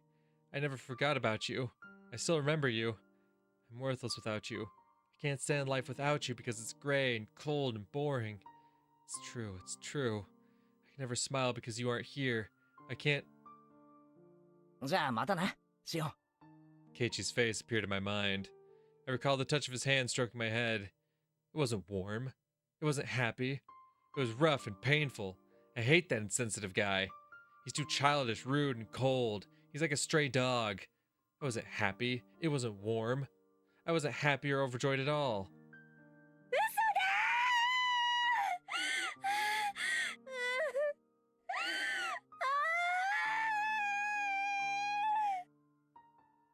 だー Satoshi-kun mumbled. He didn't know what to say in a situation like this, but he knew that he had better say something. He wanted to say something, but he didn't know what to say, so he just mumbled. I'm sorry, Shion. Why are you apologizing, Satoshi-kun? I'm the one who should apologize. Even though I said I'd wait for you. Even though I believed my heart wouldn't change. My heart is full of holes. You're leaking out from the small cracks in my heart little by little. You're leaking out from me. Are you suffering because I'm here? Why? You're so precious to me. So don't say that. I've been here with you all this time. But I think I'm hurting you by continuing to exist. I don't want that. That's not true. No, no, no. Where have you been, Satoshi-kun? You weren't with me. Tell me where you are. What's the address? What's the postal code? What's the name of the city? What's the street number? Tell me. There isn't an address. I knew it. Telling me you've always been with me, always by my side. It's such a cliche. Which do you prefer, Shion? If I can give you strength, I'll stay by your side forever. But if you're suffering because of me, I'll disappear right away. そんなこと一緒がいい。サトシ君とい Okay, つまでも一緒がいい。 I'll stay with you then. A car passed by. The noise snapped me out of my reverie. The sky was turning orange. I should get home before it gets cold. I should go home to Okonomiya. You're with me, right? Are you with me right now, Satoshi-kun? I walked back to my moped. My feet sank into the grass. Crunch, crunch, crunch. I stopped when I reached my bike, but then I heard an extra footstep. I gasped. I could feel somebody else's presence. I'm not stupid. Nobody else was around here. Nobody had suddenly appeared behind me. So I wasn't surprised to find nobody when I turned around. But he was definitely still there. サトシ君。 I couldn't see him, but he was there. He was there for me. Satoshi-kun never lies. He said he'd be with me all the time. I'd just been too insensitive to feel his existence until now. サトシ君。サトシ君。 A breeze tickled my hair. It felt cold, but to me, it was nothing but the warmth of his hand. It took me a while to notice that my cheeks were wet with tears.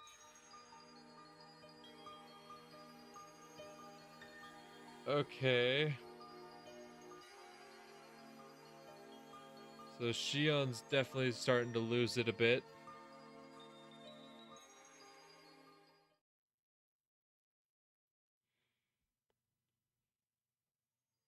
I was too scared to sleep. If I went to sleep, I might not find Satoshi-kun here in the morning. So I kept talking to him until I passed out. Told him about what happened while he was missing. Told him that I realized how much I loved him after he went away. I'd searched for him, looking into various different things. I'd gathered underground information through Kasai and bargained for police information with Oishi. We couldn't find any leads. A long time passed, but I kept thinking about him. Etc., etc. I told him all the small details from my daily life. The places I wanted to go with him. The things I wanted to do with him. Food I wanted to share with him. And I told him a lot of things. I was sitting up at first, but I got tired, so I lay down. I got tired of moving my mouth, so I started talking to him in my mind. It was the happiest night I've ever had.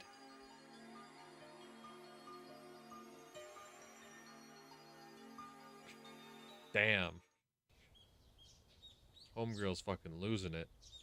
When I woke up, I didn't find Satoshi-kun by my side. I knew it somehow. I was afraid of it. That was why I didn't want to go to sleep. But at least I got to see him for one more night. Just when I'd resigned myself to that, I felt Satoshi-kun's presence again. It wasn't a dream after all. I thanked God. And so I began my strange life with Satoshi-kun. As promised, Satoshi-kun was always by my side. He couldn't laugh, mumble, or stroke my head. But he was always with me. Always right by my side. He disappeared sometimes, but he'd come back when I looked for him. It seemed that all I could hear was his footsteps. That's just the way it was. It was a bit sad, but I was still satisfied. His presence was really faint, so it was hard to sense him in a crowd. But he never left me. If he were tangible, I'd be taking his hand all the time so that he wouldn't be lost. In contrast, I could feel him very strongly in a quiet environment. Of course, I couldn't tell what his expressions were because he was just a presence. But after I got used to it, I could tell what he was thinking. First, I could only tell if he was laughing or not. Eventually, I started to feel his emotions more strongly. I could communicate with him normally. I was usually alone with him, though. I didn't want to go to school or hang out with my friends anymore.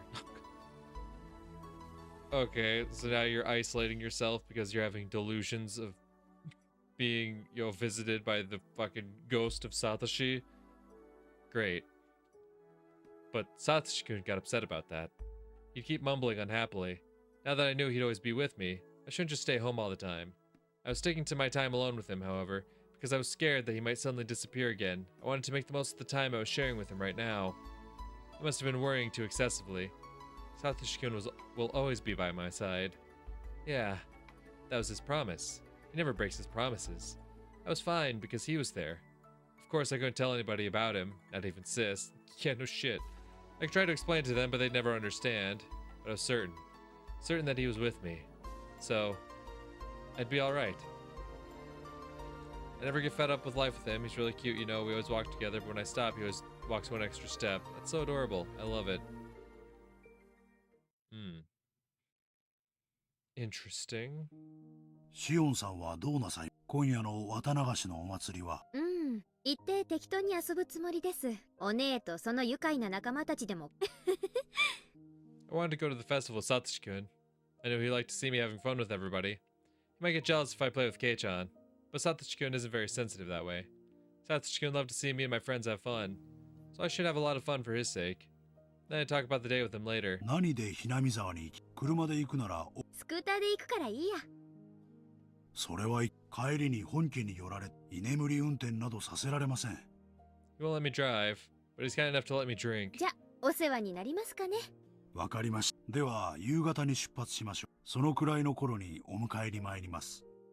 After Kasai left, I sensed that Satoshi-kun was excited about going to the festival. 綿流しか。サトシ君がいなくなっちゃってから、もうすぐ1年になるんだね。Satoshi-kun seemed confused. でしょWe laughed together.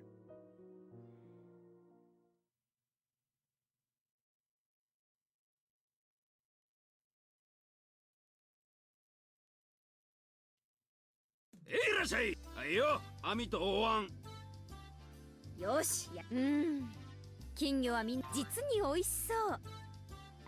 この小さいのなんかそのままボリボリと生でいけちゃうよね。ミオさんは何を？みーちゃん、去年レナからもらったのも食べちゃったの？違う。私そんなこと言ってない。Sis shook her head hard. She turned all red. いやでも実に美味しそうだって。確かお姉って雑食ですから口に入れば何でも食べちゃうんです。Pause. 美味しいなら今度僕も試してみるのです。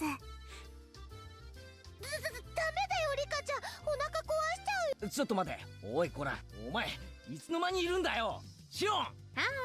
ケイちゃんにお姉にみんなこんばんは。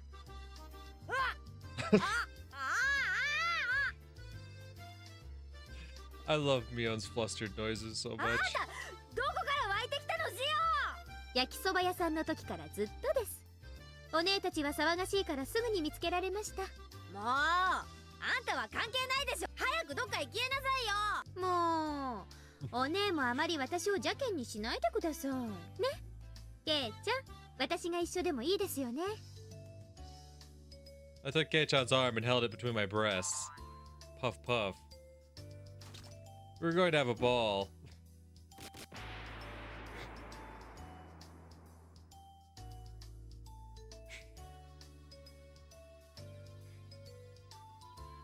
I went around the booth with Sis and her friends. I joked around, laughed out loud. I teased Kei-chan and Sis too. Kei-chan was at the center of the group, so if I did something to him, it naturally involved everybody else. It looked like Satoshi-kun was having a hard time finding his own spot in the crowd. When I glanced at him in a quiet moment, he smiled and told me to have fun without worrying about him. If he were tangible, I'd pull his arm to join the crowd. It made me sad that I couldn't do that. I bumped into somebody's shoulder. It was obviously my fault, so I apologized right away. As it turned out, it was somebody I knew. あら、 Oh? 楽しんでるみたいね。こんばんは、シオンちゃん。月の綺麗な晩ね。あれ、すごいお久しぶりですね、高野。それから。そうだね。僕は富武。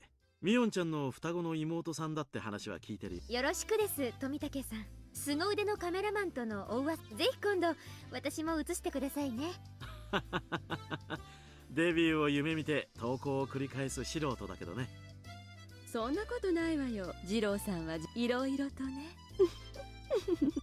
いやいや、まだまだ勉強が足りないよ。才能に恵まれない分を努力で補わないとね。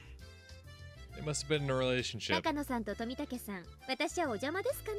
あらあら、ご検察痛み入るけど、それに高野なんてなんだか他人行儀みたいな呼び方ね。昔みたいに。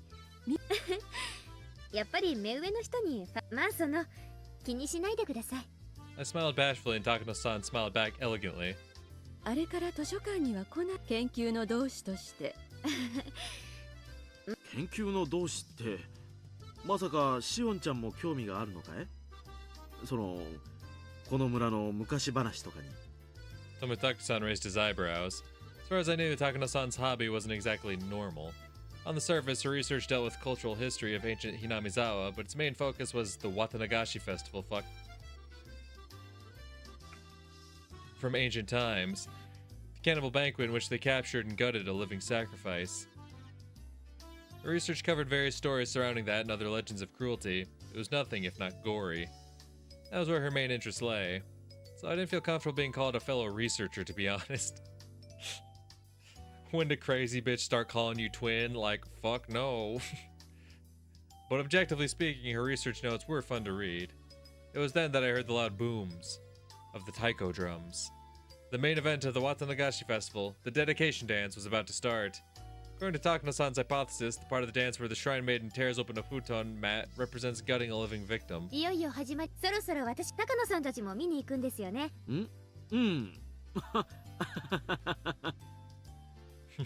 Tomitaka-san looked bewildered. Did that mean he wasn't coming? Oh, that is true. Shion pulls Keiichi away after the dance has started. That is true.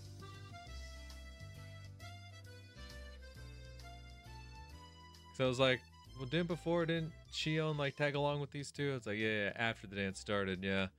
Takano-san giggled and whispered in my ear.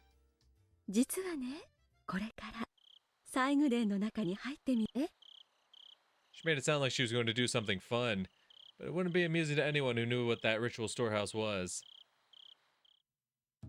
The ritual storehouse, or the storehouse for ritual implements, is sort of a treasure house belonging to the Hurade shrine.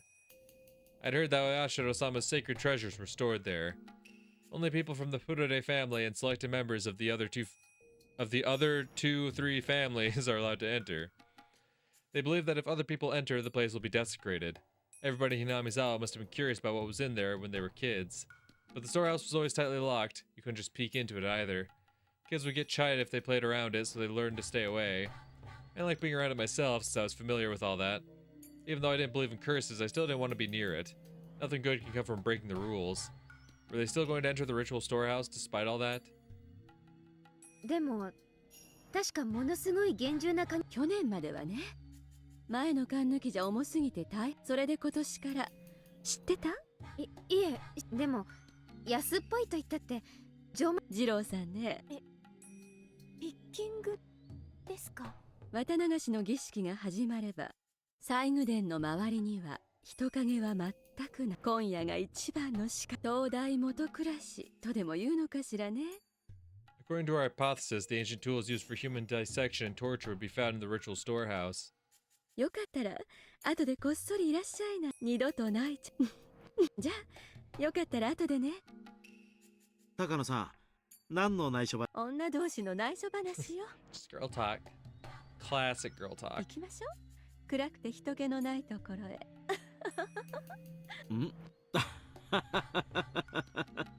Takano-san walked against the flow of the crowd alongside Tomitaki-san. Ritual storehouse, huh? It was supposedly filled with torture tools. Considering what they had in an underground torture room at the Sonozaki house, that's quite possible. Satoshi-kun fell victim to the curse in the 4th year. His aunt's death was the sign of Oyashiro-sama's curse. Satoshi-kun was the sacrifice to pacify Oyashiro-sama's anger. That was what Takano-san said last year. It was just her hypothesis. At present, I wanted to deny her hypothesis because I wanted to believe that Satoshi-kun was still alive. If her hypothesis was correct, either some religious fanatic or somebody from the three families must be imitating the curse in order to revive the ancient custom of Onagahuchi. That would mean that it was them who killed Satoshi-kun. So what if? What if the ritual storehouse was filled with garbage instead of torture implements? Maybe it was filled with broken palanquins or freshly painted signboards for the festival.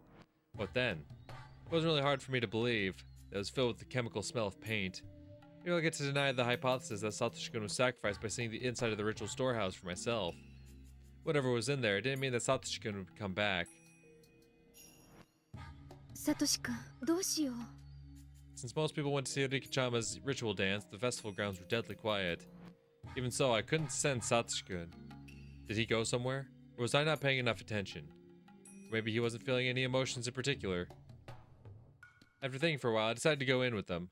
It had been almost a year since Satoshi-kun's disappearance. I'd been avoiding the truth because I was afraid he might be dead. But now I had a chance. I had a chance to see the inside of the ritual storehouse. It felt as though something divine had arranged that coincidence. On my way to the storehouse, I noticed Keiichi. He was jumping up and down, trying to... God damn it. Trying to see Rikachama's dedication dance over people's shoulders. If I took him along, we could split the guilt. Ayasho-sama might put a curse on me for entering his divine storehouse. I wanted a partner in crime. Since the boy I loved disappeared last year because of the curse, maybe Mion's love should disappear this year. Yeah, I kind of figured like that would start to come into it. Well, if I can't have my love, you can't have yours. 何考えてんだ私 The demon is reawakening. That must have been the demon inside me. Yep. I shook the thought out of my head. どうしたんだよシオン。それより奉納演舞がよく見えるとこ。奉納演舞がよく見えるなんて誰が言いました We made it to the ritual storehouse. Keiichi was baffled by the whole situation. Our timing had been perfect. I could see Tomitaki-san picking the lock.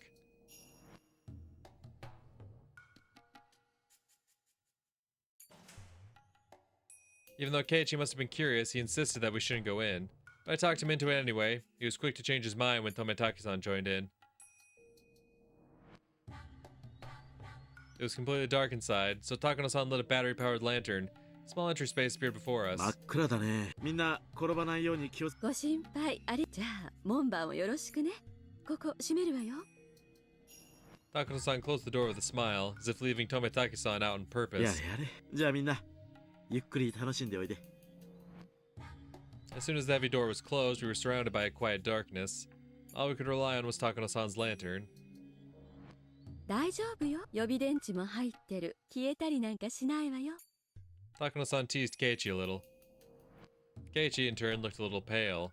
He seemed to be able to recognize the sanctity of the building, even though he wasn't from Hinamizawa. さよいしょ。 After Takano-san opened the heavy inner door, a dusty, foul smell flowed out. It was like the smell of a pantry that hadn't been opened in years, and the smell of a fish market mixed together. I don't know exactly how to describe it, but it was a bad smell. From listening to the echo of our footsteps, I could tell that this room was much bigger than the one we were just in. When Takano-san raised her lantern, I could clearly see just how big it was.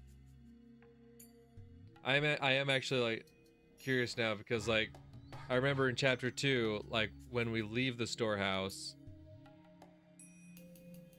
Shion says something about hearing, like, a loud banging, right? She hears, like, a loud banging noise that apparently Keiichi, or I don't think anyone else picked up on. I'm curious to see how that comes into play. At the far side of the wall, there was a statue of some kind of god staring down at us intruders. The way it was lit by a lantern gave it a powerful appearance, and it scared me. あれがひなみ沢の守り神。お社様よ。 I looked up at the statue, which was holding its religious ornaments. If Satoshi-kun's disappearance really was a curse, I couldn't forgive this god.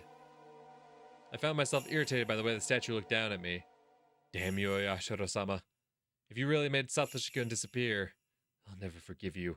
Never. Keiichi didn't seem to understand the significance of the storehouse. He looked bored. Takano-san noticed that and took out her scrapbooks to show him the brutal history of ancient Hinamizawa. I'd heard that story already, so I decided to walk around by myself. Since I knew the significance of all these tools, I felt a little nauseated. Though they certainly wouldn't jump out to me, I still found them intimidating. They looked as if they were craving for fresh blood after not having been used in hundreds of years. All the tools looked similar to the ones I saw in the underground torture room at the Sonozaki main house. If those tools were the progenies of torture implements, then these would be their ancestors. All the implements here looked old. I doubted they could really be used. They weren't kept maintained like the ones at the Sonozaki house. So did that mean they shouldn't scare me? No, on the contrary. They told me that cruel rituals were indeed performed in this village at one point. Now that I found scary. What Takano-san told me was the truth. When I stopped, Satoshi-kun also stopped behind me one step later. I felt no emotional change in Satoshi-kun. I couldn't tell if he was feeling something or not. I knew he was there, but I had no idea how he was feeling. I felt scared of him for the first time. If you could answer me, I'd want to ask him, who demoned you away? ね、サトシ君、聞いてる？ I couldn't tell if he heard me or not. He left as if he didn't hear anything. I could tell that he'd been sulky ever since we got here. Suddenly felt lonely, so I looked for him while walking around. I realized then that there was an altar in front of the statue. He might be there. It was a clean altar. An altar ornamented with religious artifacts. It was kept well maintained. I saw no dust. That would mean, well, the flowers in the vase weren't wilting. I saw a pretty handkerchief under the vase, looked out of place amongst everything else. I was fairly certain it was Rika Furude's handkerchief. That would mean that the storehouse is maintained daily. It wasn't a forgotten ruin buried in dust. So the brutality that dwelled in this ritual storehouse is still alive and well in Hinamizawa. That's right. Something as ambiguous as Oyashiro-sama's curse is nothing more than a simple delusion of the villagers. As Takano-san said, everything that happens in this world is done by humans. I'd accused Oyashiro-sama of demoning away Satoshi-kun, but Oyashiro-sama is just a statue made of bronze or wood. It's nothing but an icon. There are, however, human beings who try to make that icon seem real. The series of mysterious deaths in Inamizawa is the result of human action. It shouldn't be called Oyashiro-sama's curse. If Satoshi-kun was the fourth year's victim, then he was victimized by a human being who just was acting the part of the curse. The person who demoned away Satoshi-kun must not be very far from me. The truth behind Satoshi-kun's disappearance was not so far from my grasp. I was startled by the sound. It sounded like somebody had dropped something. I looked over at Takano-san and Keiichi. Takano-san was still lecturing him. Did she drop her scrapbook or something? Okay, so that's the noise she starts hearing. Sound came from right behind me, not from them. Never heard Satoshi-kun do that. Sounded like somebody was stomping on the floor in frustration. What is it? The sound continued, ignoring my question. Though I heard it right nearby, it sounded as though a child was hopping on a wooden floor somewhere distant. どうしたの？何か怒ってるの？ I couldn't read his expressions. I thought he was mad, but I didn't sense any emotion from him at all. Was he mad that I touched the altar? Maybe you weren't supposed to do that. It's not that I'd been able to communicate with Satoshi-kun in a concrete way. I just talked to him. I was never expecting him to react like that. I didn't sense a willingness to communicate from this creepy sound. Then a chill ran up my spine. It felt as if all my pores were opening. I've been thinking that it was Satoshi-kun stomping on the floor. Hey, you. You're Satoshi-kun, aren't you? The sound stopped when I asked that. It wasn't a yes or a no, just silence. Damn, that actually gave me goosebumps. That's Satoshi-kun wouldn't scare me like that. I realized suddenly that the sound hadn't come from Satoshi-kun. A cold shiver shot through my feet and I sprung a step backward. The sound had come from right there. Even though I jumped back, it was still a few meters away. Satoshi-kun would sometimes let me hear his footsteps when I walked. But if that wasn't Satoshi-kun, then there was no guarantee I'd hear its footsteps. So that invisible being could be already in front of my eyes, and I just wouldn't see it? I forgot everything and ran, straining my ears as much as possible for any sound, listening for any footsteps pursuing me. I ran right into Keiichi and clung to him, timidly turning back to look. The dim lit area before the altar was quiet, like nothing was happening. But seeing that chilling dark stillness, realizing I was just in that space, made me even more frightened now. どうしたよ、ひょっとして怖くなった？ Keiichi made fun of me. Even though he'd looked horrified just a little while ago, he now looked satisfied to see me scared too. お化け屋敷で女の子まんざらでもないくせに。ほらほら、高野さんに置いてかれます。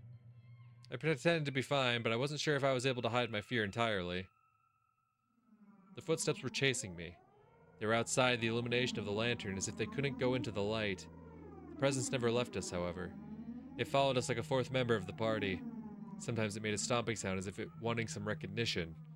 But neither Takano-san nor Keiichi seemed to notice it. It was possible for Takano-san to be ignoring it, but Keiichi would never ignore it. If he could hear it, he would have said something. So, just like with Satoshi-kun, only I could hear it. Was this thing that was making me so scared?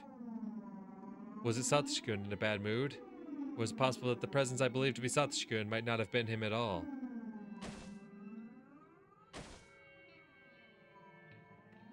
What are you upset about, Satoshi-kun?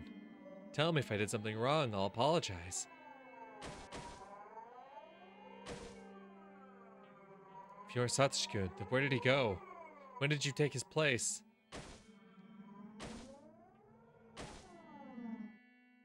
シオン、大丈夫か？はい、全然平気。それよりケイちゃんこそ。なら、あまり俺の服を引っ張りすぎないでくれ。あ、こりゃ失礼です。あらあら、私はお邪魔かしら。 I decided to engage in the conversation to help myself ignore the sound from behind. I didn't hear the sound as much, and it became a bit more distant. Yeah, I shouldn't pay attention to it. It wouldn't bother me if I didn't hear it. I should just ignore the で noise. 高野さんはその風習が実は現代にも残っているんじゃないかと。そうでしたよね。これ本当に内緒なんだからね。シオンちゃんは理解のある人だから話したけど、他の村人には聞かれたくないの。下手をしたら罰当たり者ってことで袋叩きにされかねないんだから。 She smiled at me like a witch. 前原くんも内緒にしてね。知られたら私お社様のたたりに会うか。生贄たたりなら今年はどんな死に方を。生贄なら鬼ヶ淵の沼に生き。そういえばお社様のたたりがある夜は。 It certainly is. If the curse strikes for a fifth time, it'll happen tonight. Takano-san pulled out an old scrapbook from her paper bag and started turning the pages.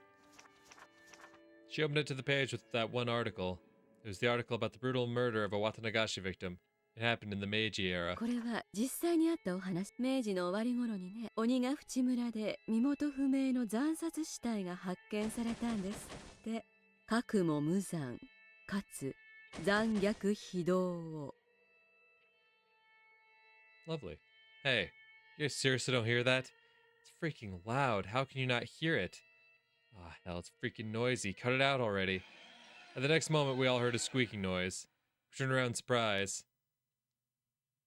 It was just Tomitake opening the door. 驚かせちゃったかな。あら、二郎さんも見たく。ここ素敵な拷問道具の。僕は遠慮さ。生来ね、こういうのは苦手なんだ。Takano-san laughed as if making fun of Tomitake-san for being such a scaredy cat. それより演舞とセレモニーが終わって、あと何分もしないうちにお祭りは終わっちゃう。Time was up. I never expected that Tomitake-san would save me from this nightmare. His face suddenly looked heroic. ケイチ君も出るかい？もう十分に見ま。シオン、もういいだろ。出ようぜ。綺麗な空気が吸いたいよ。同感です。出ましょう。 I went into the entry room and turned around. Takano-san was taking photos in a mad rush, though our time was up. I didn't hear that sound anymore. I didn't feel that presence. I didn't feel Satoshi-kun either. But somehow I wasn't too sad about that. Even if he followed me out here, I wouldn't be able to tell if it was really him or somebody else.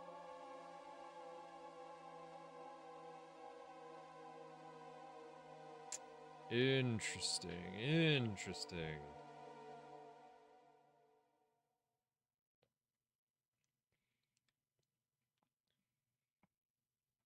Oh god, more notebook pages. Let's go.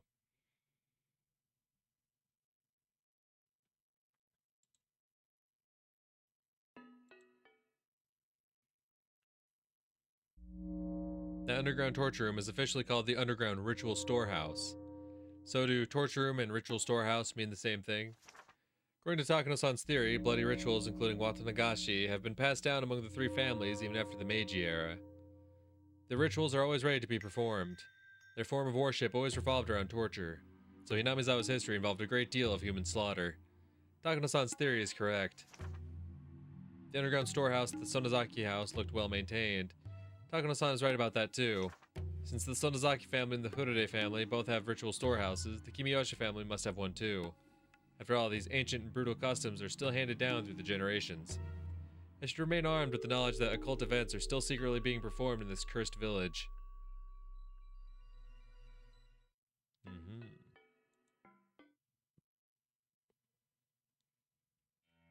The sanctity of the ritual storehouse is one of the most prominent elements in the worship of Yashiro-sama. Of course I knew that since I'm originally from Hinamizawa, but violating that sanctity is actually a more serious problem than I thought. Takano-san's research shows that the history of the ritual storehouse goes way back. The ritual implements within have long been viewed as inviolable objects, which is why it was strictly forbidden to enter. Takano-san's theory says that Watanagashi was once a public execution, performed to stabilize the reign of the three families rather than a purely religious ritual.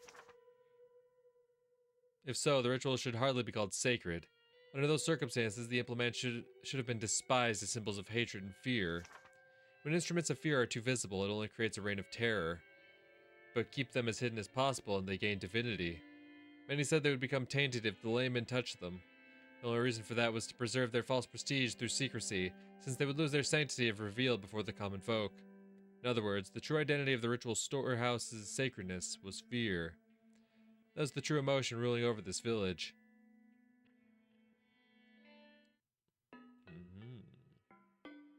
179? The reason why Takano-san and Tomitaka-san were cursed is because they broke into the ritual storehouse. I don't know how the villagers found out about it. Maybe somebody was watching. Maybe there was an anti-theft alarm. Either way, our intrusion must have been reported to the highest level of the curse system. That's because, considering the distance between the village and the site where Takano-san's body was found, she must have been killed right after we came out of the ritual storehouse. It was done very quickly. It's possible that a special assassination team exists for this purpose, or that the plan had been set up a long time ago.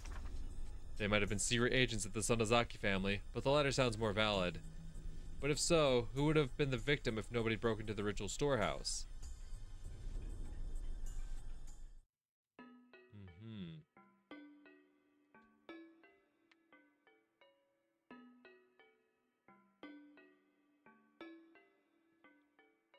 So it makes me think, much like how they think, or how Shion suspects that maybe the culprit behind the dam murder and Satoshi might have been influenced to do something, right? Like, it seems like they acted out of their own, like, grudges against these people, but, like, there might have been a force behind the scenes influencing them, maybe even encouraging them to do these things, right? If you think about it, Rika said, way back when, with the event with Akasaka, that she was supposed to be the fifth one to die, right? She was supposed to be the fifth sacrifice in the line. But it almost seems like someone might have gone out of their way to save Rika, right? Almost as if someone was in on what was supposed to happen, but they went out of their way to create a different enemy to be targeted, right? Because we already know, like, the Hojos became a target. And then the Furudes became a target. And even afterwards, they continued being targets. After the Hojo parents died, then the family was still targeted on night 4. Once the Furude family parents were taken out on night 3, Rika was set up to be the victim for night 5. But if there's someone else who's able to, like, hold this influence over others and convince them to do things, it's very possible that they might have been responsible for, like, leading Takano and Tomitake to the storehouse.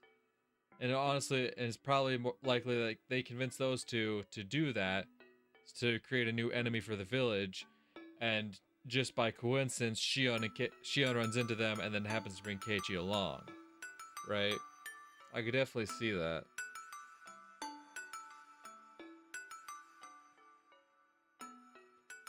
That, or just using it as an excuse to also take out Rika, right?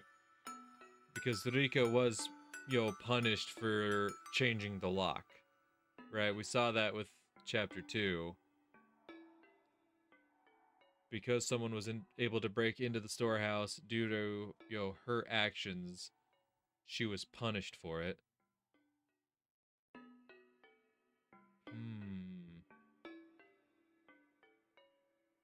So honestly, it could be either way. It could be, like, I was thinking, like, maybe someone encouraged, Tomitake and Takano to go into the storehouse to try to save Rika, but also it could be the other way around. It could be someone trying to set up a viable reason to get rid of Rika, right?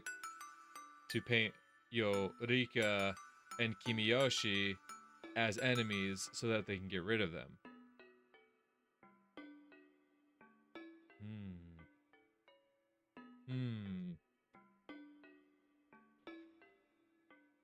Ever since they introduced the possibility that someone like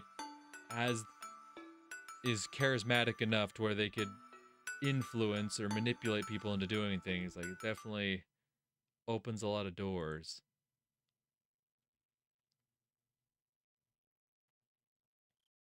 My relatives gathered at the Sonozaki house after the festival to have a little party. I mingled with my uncles and had fun. I was trying to get rid of my eerie memories of the ritual storehouse. Mion was acting as the successor, so I tried to stay away from her. I'm sure she would feel weird if I talked to her in a formal way. In consideration of the hag's old age, we ended the party around 11 p.m. We all helped to clean up, the women washing the dishes in the kitchen, and the men folding the tables and putting them away in the storeroom. It only took about 30 minutes, then everyone left, one after another. By then, Mion was no longer acting as the Sonozaki successor, and was back to being her normal self. Maybe I overexerted a little. I was lying on the tatami floor. Kasai asked me if I could get in the car, so I told him I'd rather not move anymore. おねえ、ここで寝ちゃいたい。バッチャに見つかると怒られるよ。で、それよりシオン、明日は開校記念日だからいいの。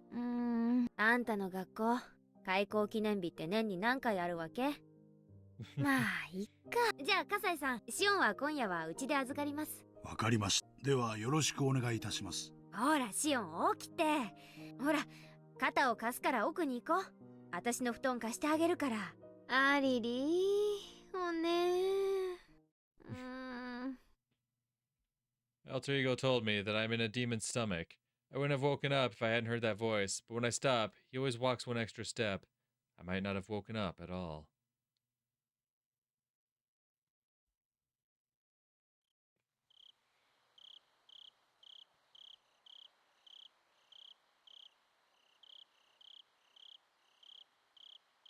I didn't remember much after that. I was probably brought to Mion's room and immediately crawled into the futon.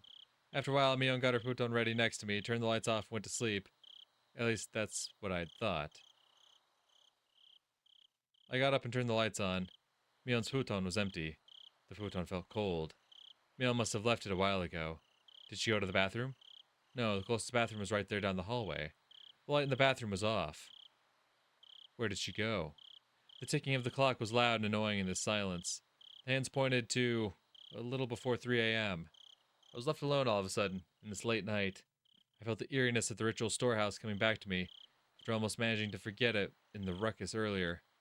I tried to sense my surroundings. In this house, there shouldn't be an eerie atmosphere, strange noises, or footsteps.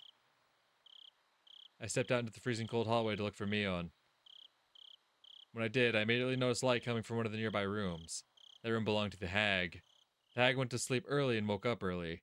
She was very strict about her bedtime. So it was strange to see her light on in the middle of the night. I could hear voices too. Those voices belonged to the hag and Mion. I creeped up to the room and listened to their conversation. Since it was the middle of the night, I could hear their words very clearly. シャーモン、あんの赤いのも。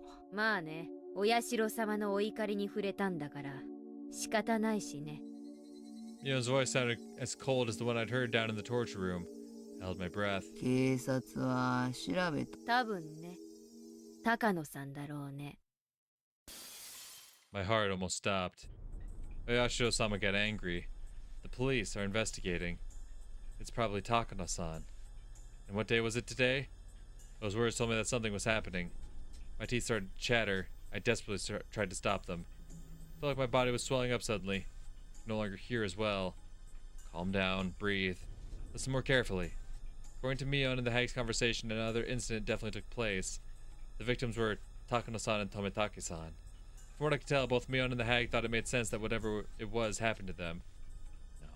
No. I need to think more calmly. They did say they deserved it for making Oyashiro-sama angry. Did they say Takano-san and Tomitake-san made Oyashiro-sama angry? How did they make Oyashiro-sama angry? They knew. My body started to shake. They knew we snuck into the ritual storehouse. Then would that mean Keiichi and I were also subject to Oyashiro-sama's curse? Suddenly a phone rang. The phone was by the front door. The front door was opposite the hag's room, further down the hall. The ring echoed through the long hallway. It sounded so eerie, almost like it was coming from hell. That was when I felt someone behind me. Of course, there was nobody there when I turned around. There was someone there a moment ago. I didn't know if it was Satoshi-kun. I didn't sense any emotion, so I couldn't tell. I also didn't know how long it had been there. It was as if that somebody was watching me listen in on their conversation. That was the feeling I got. It couldn't be Satoshi-kun. Satoshi-kun would never be that intimidating or scary.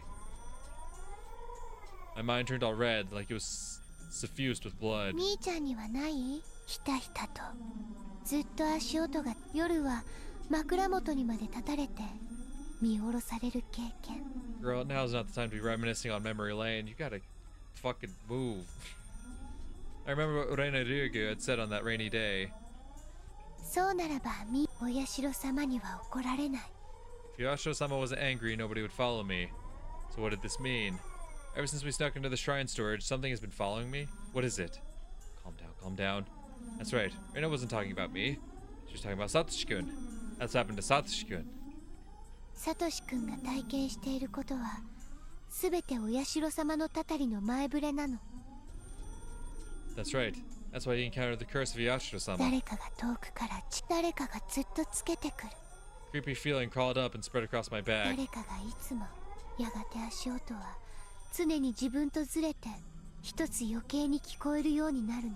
I swallowed loudly. It's almost as though Reina Ryugu was predicting what would happen to me. Had Reina been talking about Satoshi-kun back then? Or had she actually been talking about me? やがて後ろのそれは、そしてお布団に入って明かりを消ただただ黙っじーっと。 I knew by now there was no mistake. No matter how I looked at it, she'd been talking about me. Yes, me.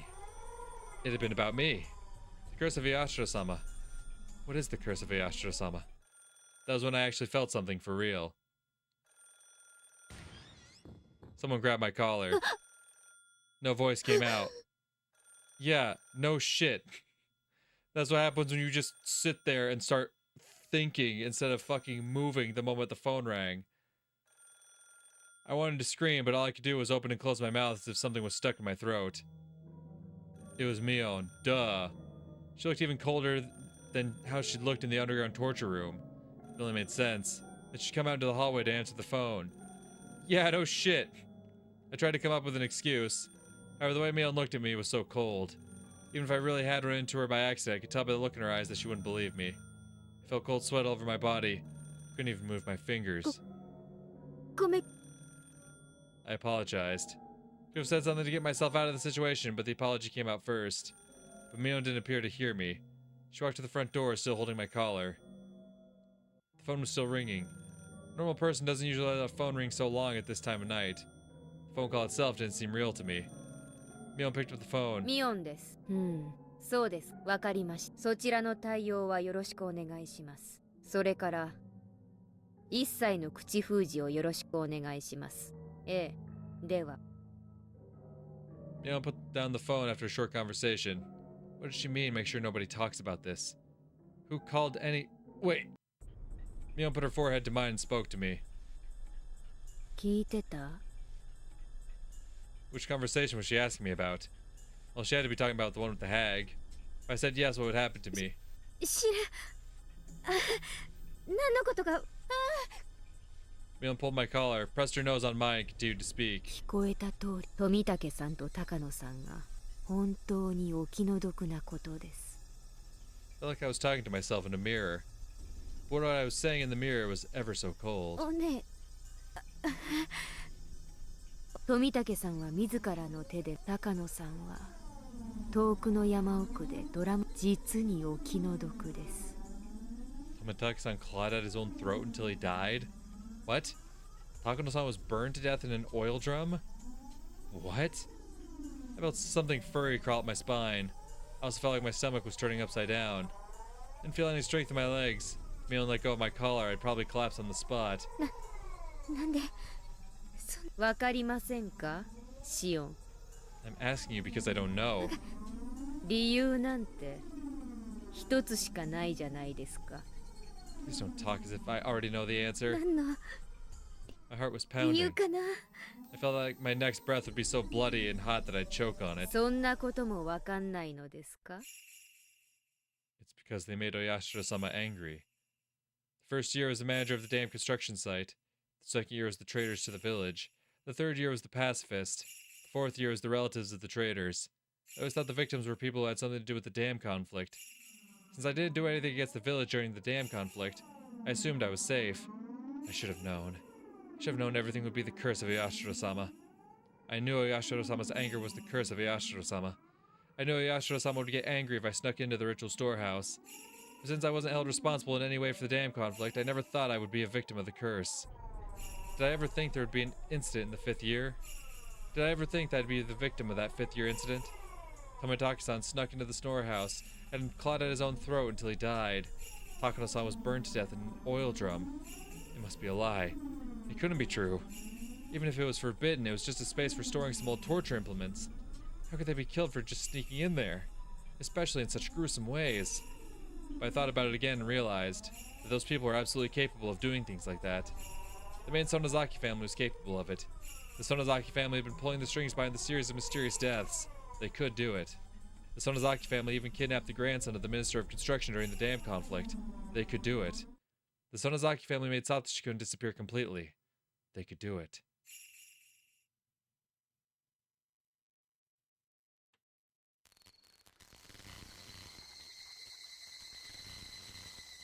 Oh, that's interesting noise. Mion leaned against me before falling onto the cold hallway floor. She collapsed rather violently. I usually didn't go to sleep with my stun gun. Oh, shit. But since I was too tired and sleepy to get ready for bed, I still had it on me. I had my stun gun on me. Finally understood. I didn't know who killed them exactly, whose idea it was or who ordered it. I didn't even know who was actually involved.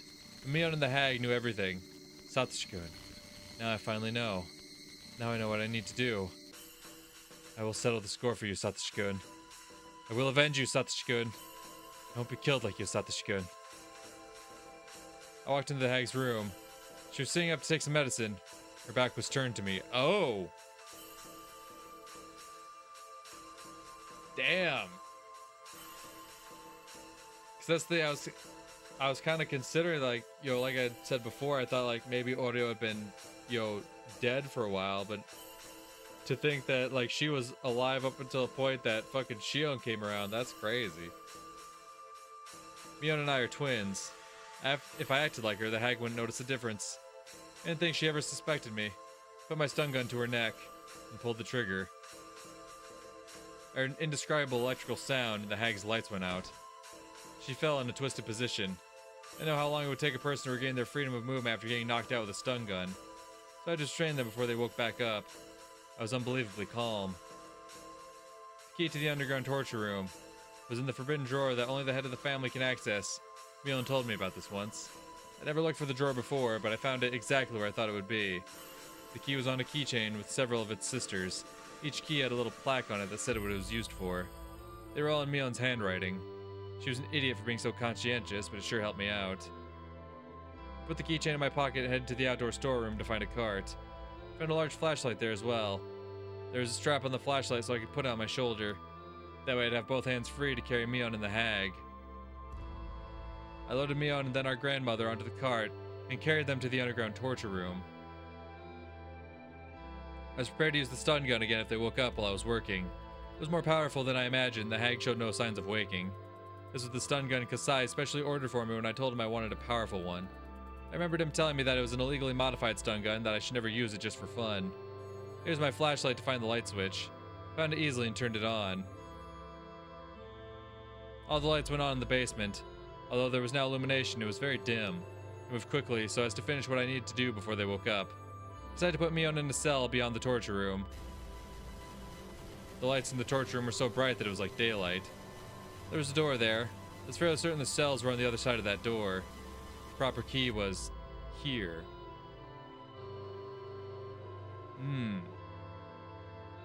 So the implication is that at some point, Mion and Shion switched spots. That's the thing, we do know that Shion was like fucking delusional, right? We did know that.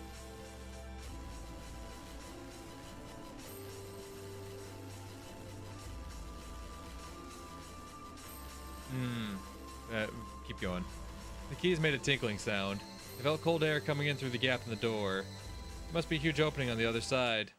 I opened the door and saw nothing but darkness. Felt along the wall to find a light switch. Turned the light switch on, and the light bulbs lit up, revealing a huge rocky cave. It didn't look like a natural cave, looked more like an air raid shelter. There were several hollow openings with bars across them. Those were the cells. I walked up to the closest cell and checked to see if it was strong enough to confine her. I pushed and pulled on the bars. I rammed against them with all my weight and decided they were perfectly sturdy. This was secure enough to be called a cell. I opened the lock and carried me on in. It wasn't particularly strong, just average. Never thought it was strong enough to carry a whole person. Yeah, because that's the thing. Fucking Keiichi does get, in chapter 2, Keiichi gets fucking hit by the stun gun, right? That's how whoever his captor was got away. They stunned him and then fucking booked it.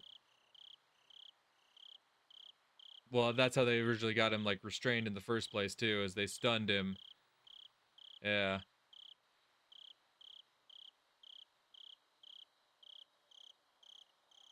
Interesting.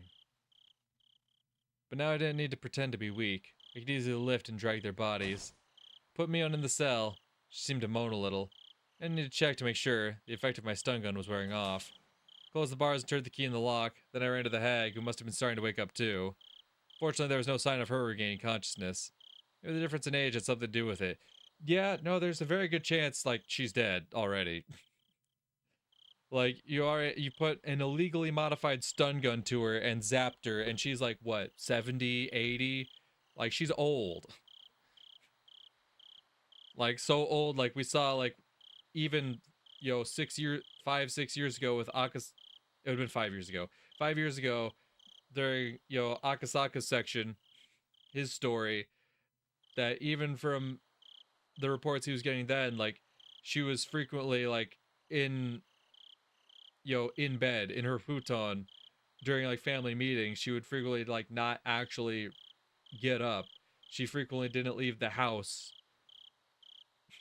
So, like, already her body was pretty fucking aged and decrepit. She's definitely old and getting up there in age. You put a fucking big-ass zap like that to her, it wouldn't surprise me you fucking gave her a heart attack. I looked for a table to restrain her on. Found a wheelchair with restraints for the hands and feet. I put the hag in it. Of course, she didn't resist, but her dead weight made it seem like she was a huge French doll, but one made of flesh. I put her hands on the armrests and restrained them at the wrists with the metal rings and hinges. I did the same with her feet. This must have been a wheelchair specially remodeled to restrain a person. Other than the restraints, it was a regular wheelchair. I waited for the hag to wake up. I had so many things I wanted to ask her. I didn't think she'd answer honestly, but I had plenty of tools to make her talk. I was in no rush. When the hag had a concern, relatives took care of the problem. That was how it worked in the Sonozaki family. She was the leader of the family, so all the information they gathered would make its way to her. She must know everything that happened in Hinamizawa. Which makes sense again when we think about chapter 2, like towards the end of it when Reina and Keiichi go into the, go to visit Mion and confront her, right? She says like, oh yeah, don't worry about grandma. She's like asleep or something. She's like, yeah, don't worry. She won't be, bothered with this conversation. You'll just talk to me. Because by that point, she's already dead. Because that's the thing, when Keiichi gets dragged into the torture room, we don't see, the grandmother at all. So I imagine she's already disposed of by that point. Including the curse of Yashiro-sama. I heard a noise from the cell.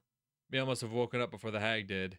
Speaking of the hag, she didn't seem like she was about to wake up anytime soon, but she was restrained even if she did, so I had no need to fear. I left the hag there and headed for the cell. Shion. これは何の真似ですか? She talked like the successor, but she also sounded frightened. She obviously understood the situation she was in right now. おはよう、ミオン。まさか自分が閉じ込められることになるとは。園崎家当主ここを。声色にもっともそういう言い方ができたとしても。There was nothing funny about it, but I wanted to intimidate Mion. My laughter echoed throughout the cave. It was artificial and meaningless laughter. I heard it over and over as it echoed. It sounded as if I wasn't the only one laughing. I couldn't stand it, so I stopped. Silence filled the air. The silence almost hurt my ears, so I started to speak. 富武さんと高野さんが思わなかった。高野さんのドラム缶に詰めて焼きあの人はそういう死に方を自分で希望してたっぽいからね。That's true. 結構満足してるかもよ。Mion didn't say anything. She just stared at me to see how I'd 富 proceed. 武さんの自分で自分の喉を凶器に駆り立てるようなそれともそういう死に方に見せるような拷問道具でもあるわけ。Mion didn't reply. I was smiling boldly, but I became impatient and finally kicked the bars. I made a violent noise. Mion jumped as if she was kicked directly. 返事がないと退屈です。私が知るわけないでしょ。Mion finally replied. She was odious, but at the same time sounded pitiful. ねえ、次期当主ここまで来ちゃI had just too many things I wanted to ask her. I wanted to ask her about me, about the incident, about the curse, about Satoshi-kun. I didn't even know where to start. Before I asked her about those, I asked her one other thing. 私に対して。Mion glared at me silently. Because we were twins, I knew that was just a bluff. もうここまでやっちゃった以上、お姉も私に容赦とか躊躇とかそういうものをあまり期待しない方がいいかもです。Mion must have been feeling the cold sweat on her face. Although the light was dim, I could tell she was frightened. じゃあ聞くよ。ひなみ沢村連続開始、通称お社。これってやっぱりダム戦争のけじめ。私は多分そうだと思ってる。Mion sounded a little confused, but she answered. Felt satisfaction now that we were communicating. I continued with a smile. 思ってるっていいか、そのあたりの事情は詳しくないの？シオンだって分かってる。次期当主なんてバッチャの取り次ぎに過ぎないよ。Yeah, right. その当主様と意思を疎通させて取り次ぎに過ぎないなんて信じると思う？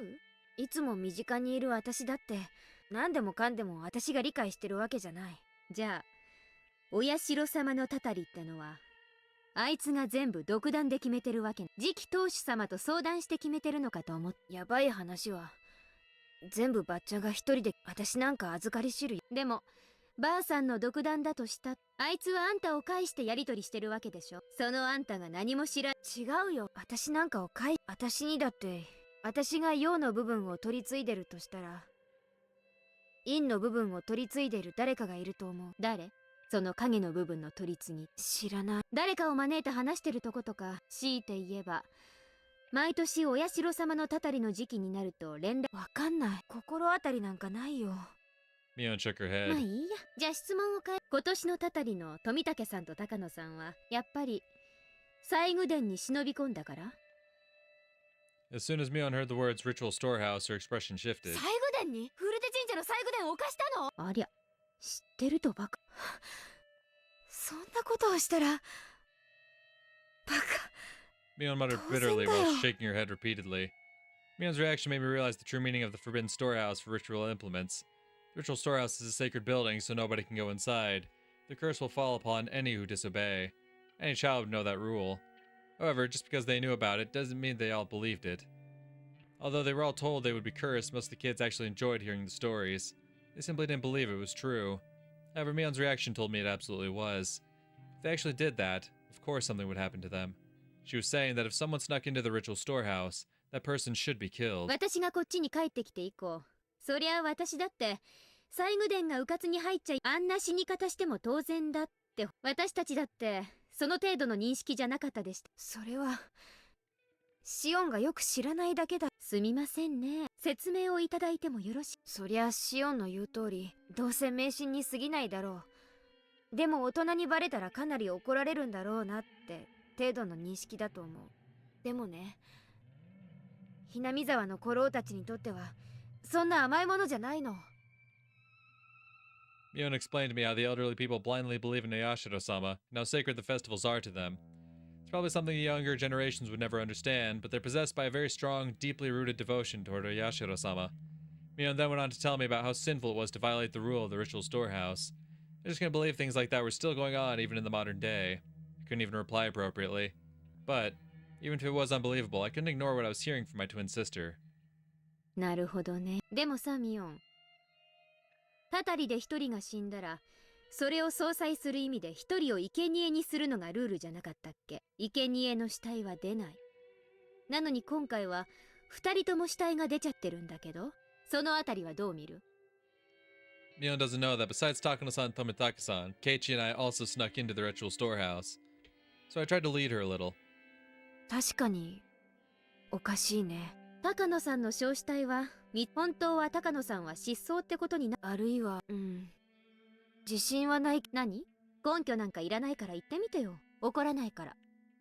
Mion hesitated a little and then started to speak. 西宮殿に忍び込んだのはそれでもう二人は生贄ってことで鬼隠しになってるんじゃないかな。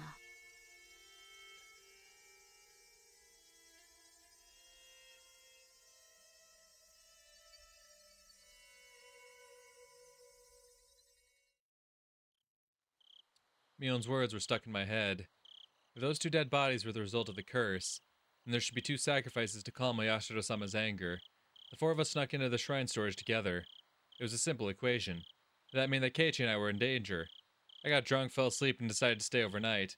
Was that because of the alcohol? Or did somebody put a drug in my drink? Ooh. I hadn't even considered that.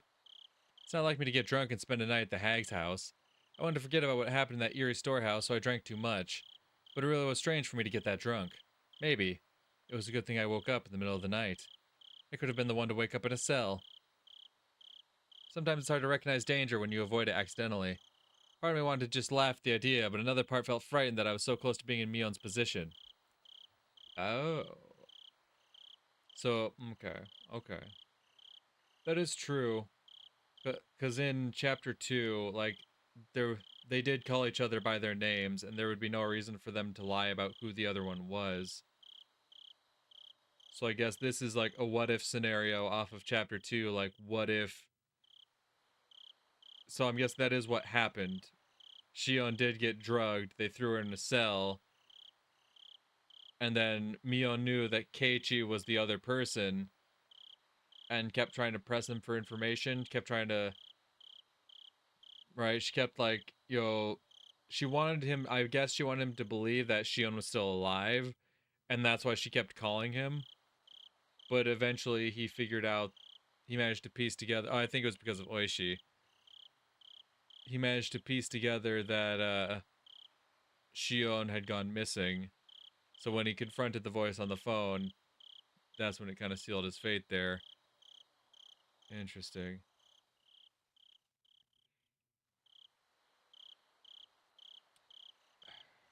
And then it would make sense why she would lure Rika to her house, because Rika was meant to die on the 5th night. And then, of course, Satoko would just be like a bonus for Mion, honestly. Because we know that from chapter... Well, it was still in chapter 2, that she calls Satoko a cursed child, right? And that's Mion's words.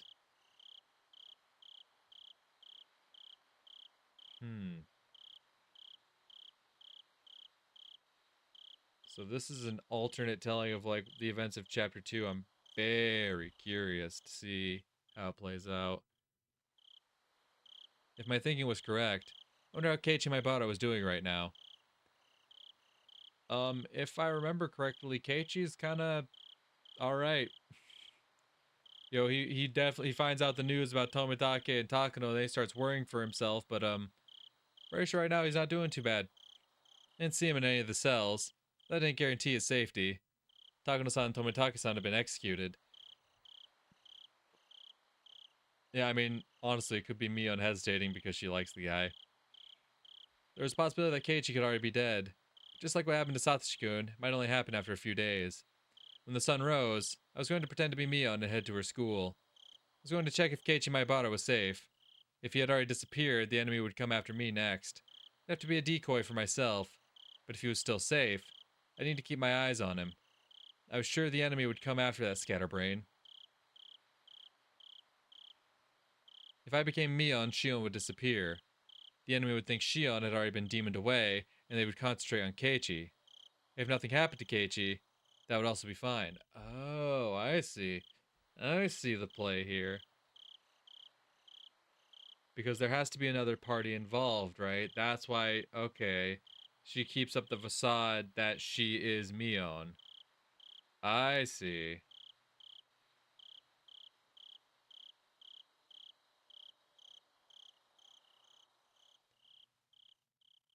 Okay, okay.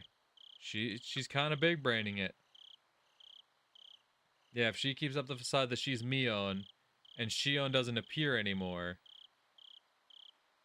then whoever is this other person is going to focus on Keiichi. Ooh, okay, okay. It proved that nothing would happen to me either. The hag was still sleeping in the wheelchair. I was going to interrogate her, but actually I wasn't expecting to learn much. I honestly, check for a pulse, dude. I think you should probably check for a pulse, check for breathing. When you tase an 80-plus-year-old woman like that, like, or maybe like 70, but still, like, you tase a woman that old who is in that frail of a state, like, check the pulse, make sure she ain't dead. The woman who was also known as Empress Sonozaki. I wouldn't say a thing even if her fingers were cut off. Mion, her successor, was the complete opposite. She spoke readily, but didn't know too much about anything. Mion had said she was only a messenger, and that someone else was taking care of problems on the underside. It was possible Mion had grown to be a good liar, and that she tried to deceive me with a straight face. At the same time, I could see the hag not letting Mion get involved in the underside of the village. If I were her, I wouldn't have used Mion for that either. Unlike me, Mion was a nice person. While there were only ones and zeros in the world, she believed that there was numbers with decimal points. In other words, she could never be cruel. If the hag thought the same way as I do, it was very possible. The one who took care of problems on the underside, X, was the one who actually governed the curse of Yashiro-sama. If the hag became concerned about something, X would deal with it, either directly or indirectly. Or maybe the hag and X would discuss the details first. But did X really exist? If he did, his place in the village hierarchy was a lot more important than that of the successor. Unlike Mion, who was too nice, he was discreet, cruel, and cunning. See, you keep using he, and I feel like you're doing that on purpose to throw me off. I get that vibe. Like, all of a sudden, you're just assuming it's a guy.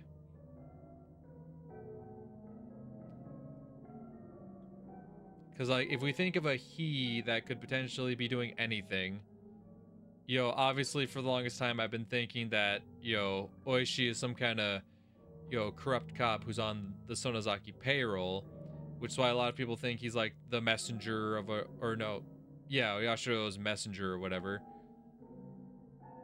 But then also the option we could think of is like Irie, right? Because we know that technically, the title they keep referring to him, or the word they keep using to refer to him, is director, can be translated to director, and we know in chapter 1 there was something about a director getting involved, right? And we do know that Irie works with like medical tools and whatnot. Obviously, Irie works at the same hospital that Takano was working at, so he'd probably learn a lot of things that way. Clearly, Irie was very close with Satoshi, right? Satoko and Satoshi cared very much for that family. At least for those kids, anyway. There is definitely reasons to point fingers at Irie, for sure. There's clearly a lot of animosity between Irie and Oishi. And if Oishi truly is, like, a clean cop in the sense that he's not being bought out by it. He's definitely not, like, a clean cop. He's not afraid to, like, get his hands dirty to get what he wants. But, like, he's also not corrupt in this. He could potentially not be corrupt in the sense that he's not being bought out by, some rich person. Which, we kind of got that vibe at the end of chapter 4.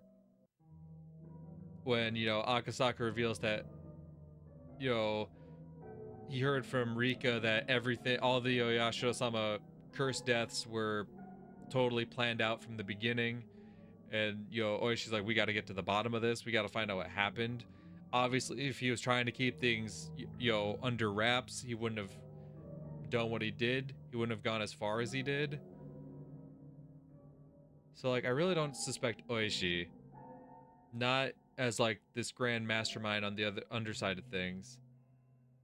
The only other person I could think of is Irie.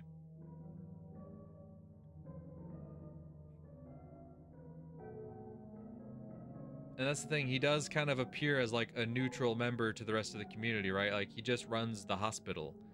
He doesn't, care either way. And obviously we saw in chapter 3, like, he's willing to, he turns to sedatives to try to subdue Keiichi, but when Keiichi manages to break out, he either A, takes himself out, or someone ordered to have him taken out, which, given the fact that he works so close with pharmaceuticals, it was very easy to set up that it looked like, a suicide, but definitely could be that it wasn't.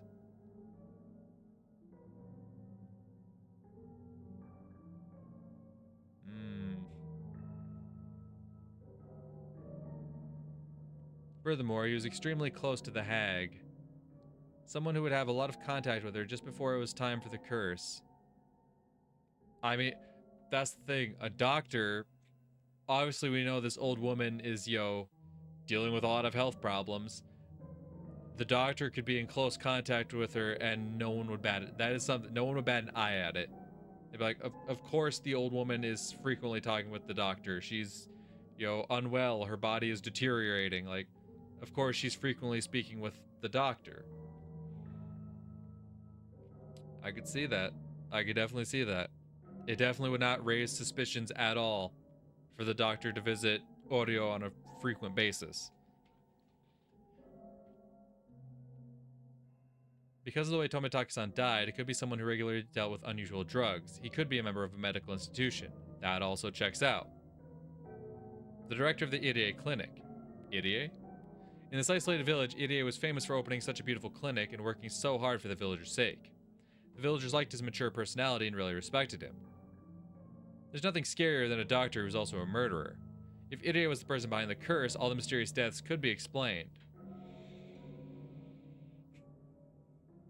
Could they?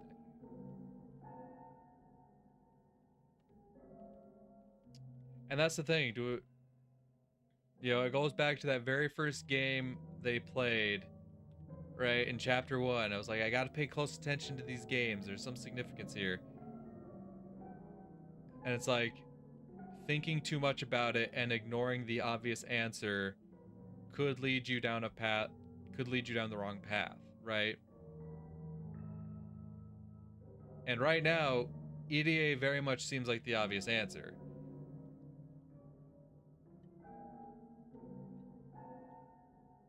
However, there was only a slim chance of Irie being X. The main reason being that the hag wouldn't trust him. Why not? Like many of the elderly, the hag doesn't like young people. I knew she'd never trust him because of his age. Really? Interesting.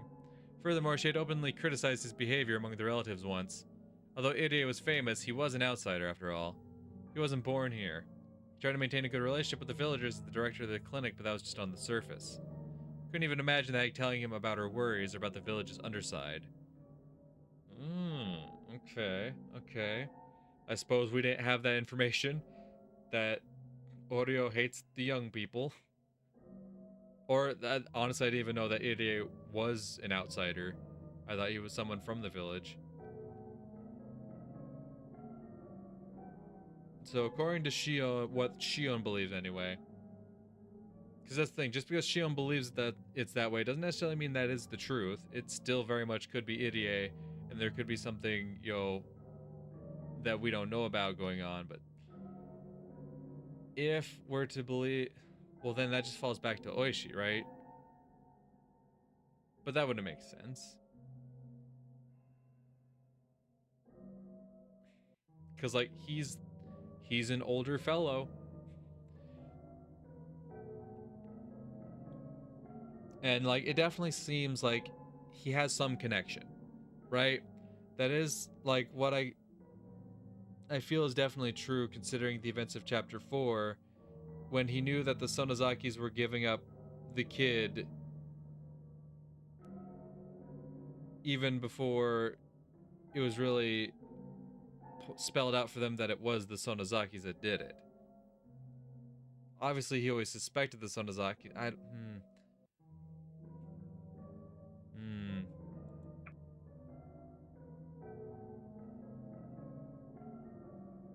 Now, I'm pretty sure Oishi is from around here. But he wouldn't really have the access to, like, do to Tomitake, right? Though we do know there is plenty suspicious about Oishi. We do know that Oishi ordered in chapter 1, when Keiichi gets to that payphone out in the middle of nowhere, we know that Oishi ordered people to get to that payphone. And we do know that Keiichi ended up meeting the same fate that Tomitake did. We know that Oishi got a hold of, the note behind the clock, and that it had been altered. The official reports say that Oishi didn't do anything, but, like, very much could have happened. I think the real question is, if it is Oishi, where would he get the stuff or know the people to do that? To do what happened to Tomitake and Keiichi in chapter 1. Chapter 2.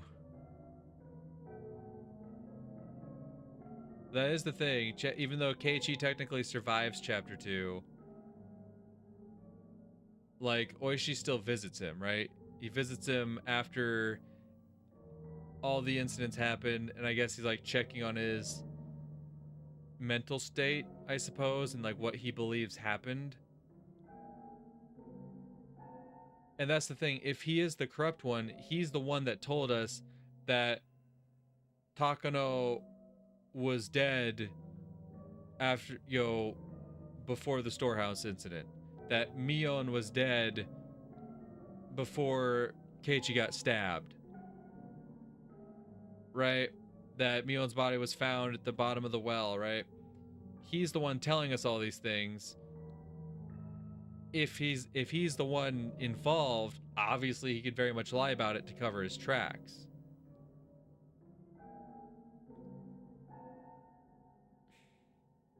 So honestly, chapter 4, the ending, it could still make sense.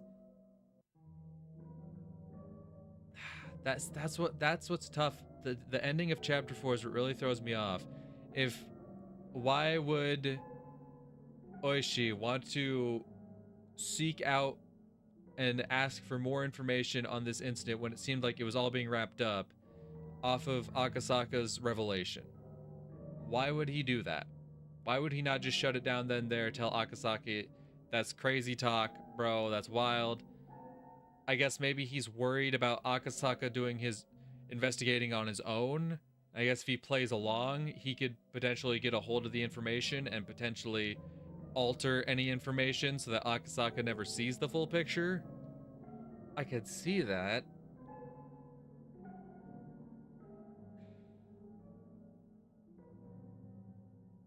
But we know that Oishi's older.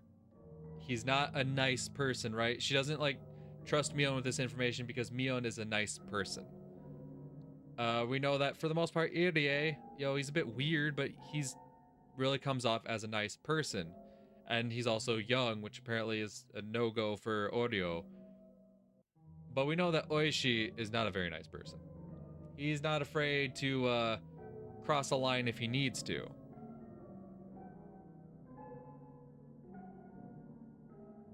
So the more Shion keeps going on, the more it seems fingers tend to point back to Oishi.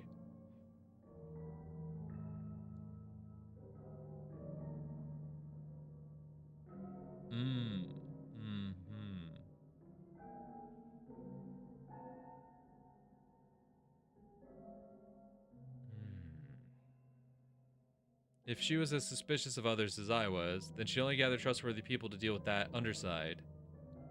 The first people that came to my mind were the leaders of the three families. Leaving Rika-chama out, the head of the Kimiyoshi family was a strong possibility. He was the only one who could advise Empress Sonozaki.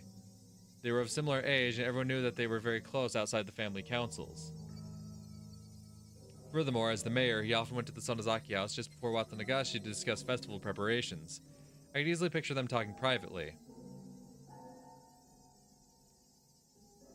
Was it Kimiyoshi? Because I do remember earlier in this chapter that when the night that Satoshi's aunt died, she was having Oreo was having a discussion with someone, some older gentleman, and they were remaining very calm about it. About like, oh yeah, so and so, the police are already here and investigating, and they're already kind of plotting like, oh, who did it? Oh, well, it must have been the brat that couldn't bother to show up to the festival, of course. I could see it, but it feels like Kimiyoshi has just played such a small role in the story thus far that it almost would feel underwhelming if it was him. If that was the big reveal that it was Kimiyoshi working behind the scenes. Because it is true that Kimiyoshi agreed with Rika to change the lock, but if he is, on the underside of things, and knew about, like, how they wanted to set up all these deaths for the next 5 years, it very much could see that could read as he's trying to set up Rika to be a target.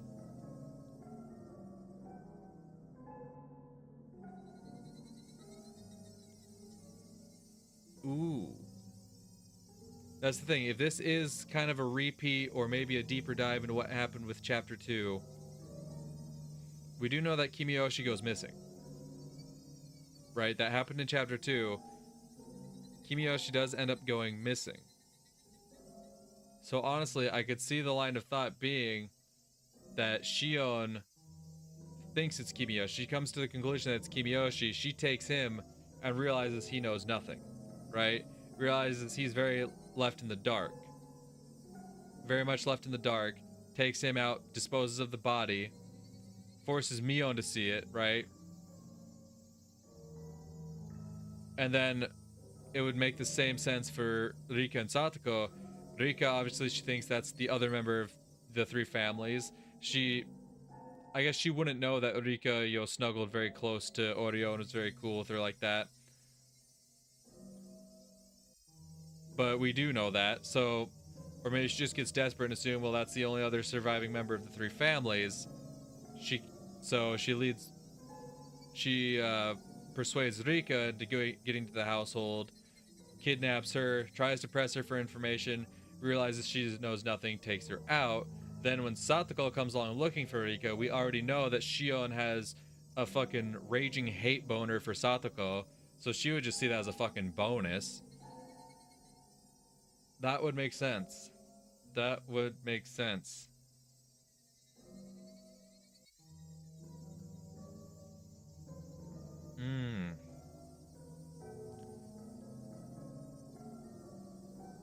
The only thing that just really seems to throw this off, right, is the fact that I don't know if this truly is just a retelling of Chapter 2 or a different what-if scenario for Chapter 2 because of the way Chapter 2 ends with Mion and Shion calling each other out by name. Or do they? Or do they? Did they just throw out, like, One, One-san, back and forth. One-san, Imoto. Throwing out, like, big sis, little sis. Fuck, I actually don't remember. Because there might be something with that. I might have to go back and rewatch that scene then. I'm kind of curious now. Like, if they were calling each other by their names, that's a different story, right? Because then that's like, they're very clearly stating their names and who they are. And someone has pointed out in the comments, like, Mion and Shion, they've been confused for each other before.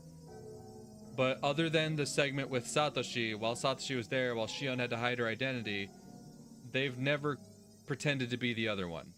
The moment Shion, outed herself to protect Satoshi, at no point have they ever, like, said they were each other. They've always maintained that even during Keiichi's portions where he thought Shion was actually Mion, she was being honest about who she was.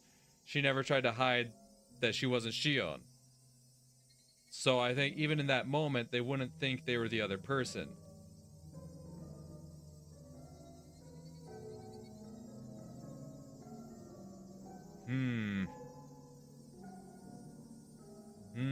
Interesting. I'm gonna have to go back and rewatch that scene at some point, though, because that's a pretty key detail to me.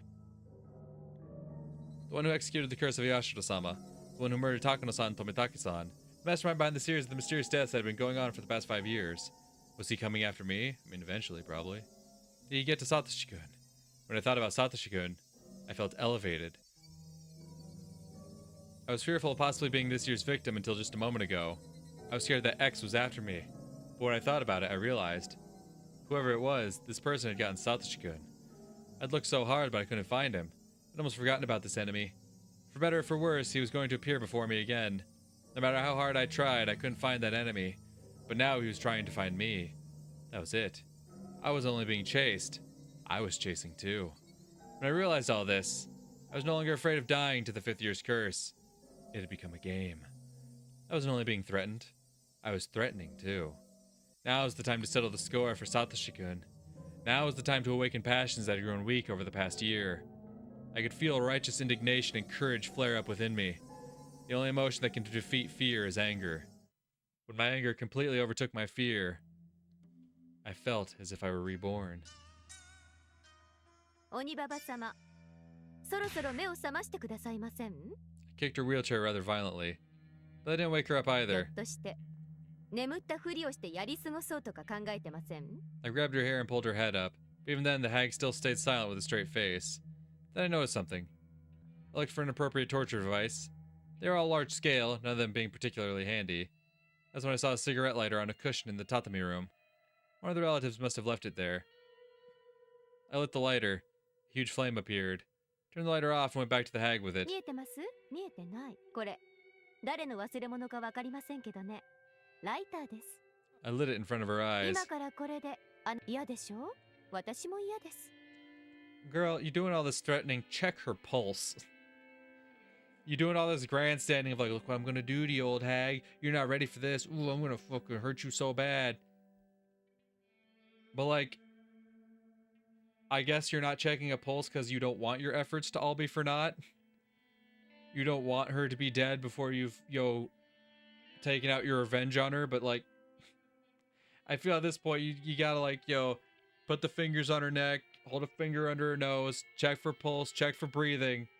Because at this point, you're just fucking with a corpse. It really feels like. ですから寝たふりをやめてください。 There was still no response. Put the flame right under her nose without hesitation. The tip of the flame touched the tip of her nose. The flame must have burned her nose hair. It smelled terrible. I was already certain, but I continued anyway. Okay. I brought the flame closer to her eye. So she was already kind of considering the fact that she's already dead. But now she's just fucking with the body to make sure. Instead of being fucking normal about it. I get it. She's got also an equally large hate boner for Oreo because of all the shit Oreo's put. Honestly, probably a larger hate boner for Oreo. So she wants to, do something to her. She doesn't want to just be like, oh, she's dead. Oh, that's it. She wants to do something. I get it, but I feel like you're doing all this, posturing for what? For your own self-satisfaction? Like, I don't know. Feels like you're just wasting time. Just be like, fuck, she's already dead. Well, anyway. The flame burned her eyelashes, making it smell awful again. Turned the lighter off and then felt her throat and wrist. I didn't feel any warmth. Took you that fucking long. I didn't feel a pulse either. こいつスタンガンで死んだ？ There was no way she could pretend to be asleep while being burned. Even if she could endure the pain, anyone would reflexively move their eyelids if a flame came close to their eyes. But she didn't. I turned the sink water on and aimed the end of the hose at the hag's face. The water pressure wasn't too high, but by squeezing the tip of the hose, I could make it squirt out. The water hit the hag in the face, but there was still no reaction. Shit. You've got to be kidding me. She's dead. The one who was at the center of everything is dead now. I knew she wouldn't talk. I didn't expect her to end up dead. Never even thought of killing her. I walked around the room restlessly. I didn't feel guilty, but instead felt frustrated with what I'd done. Yeah, I kind of figured. Like, fuck, god damn it. I can't even have a little fun with this anymore. She's just fucking dead. Come on. I need to calm down. What do I need to be afraid of? Calm down.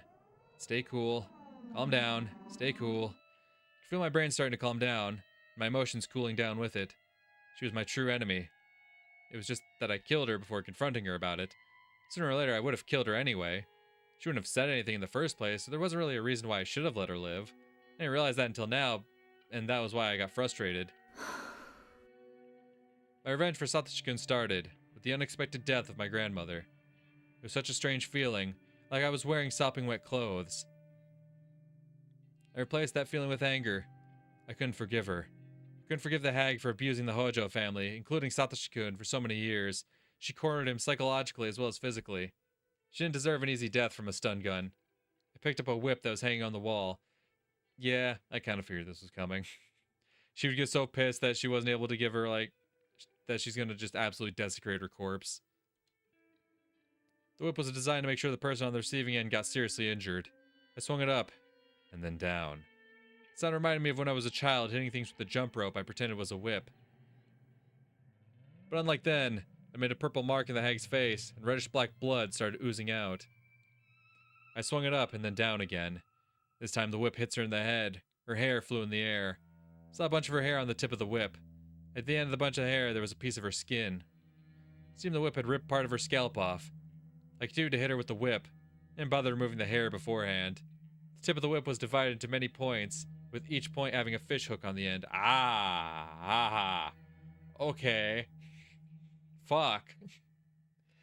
I already knew getting whipped wasn't pleasant. That's the thing. A whip could do pretty much everything she's been describing. It could very much tear off skin, especially of, an elderly person.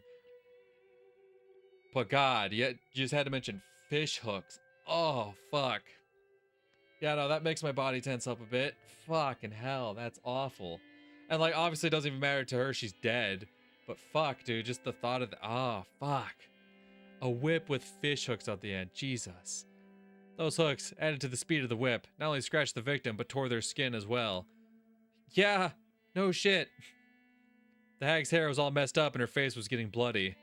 She started to look like a real demon. I stopped the whipping. Not because my arm was tired, but because I couldn't stand the feeling of her hair on the tip touching me every time I swung the whip. Threw the whip at the hag. Breathing heavily, I realized I was covered in her hair. It almost felt like thousands of maggots crawling all over me. I brushed it off violently. Put my hands on my knees and exhaled roughly. It was then that I noticed it. I perked up and turned around. There it is. The person who had been watching me, since I snuck into the shrine storage. I sensed this person sitting in the tatami room. It enjoyed watching me torture my grandmother. An overwhelming emotion started to swallow me up. I tried desperately not to feel it. いつからそこにいたんだ。言ってくれればよかったのに。 It was just there. Just like Satoshi-kun, it was just there. It was extremely uncomfortable to have it just be there. そっか。あんたお社様ってのは。 I smiled boldly, and yet I could feel my body shivering. 冗談じゃない。あんたがお社様で、たたりは本当にお社様のたたりってわけ。バーカ！誰が信じるかよ。へ？ It was just my imagination. It couldn't be the curse of Oyashiro-sama. The curse couldn't be real. Everything was done by humans. They made everything look like it was a curse. まあ、あんたが見たいってんなら、私は見物料を取るつもりもない。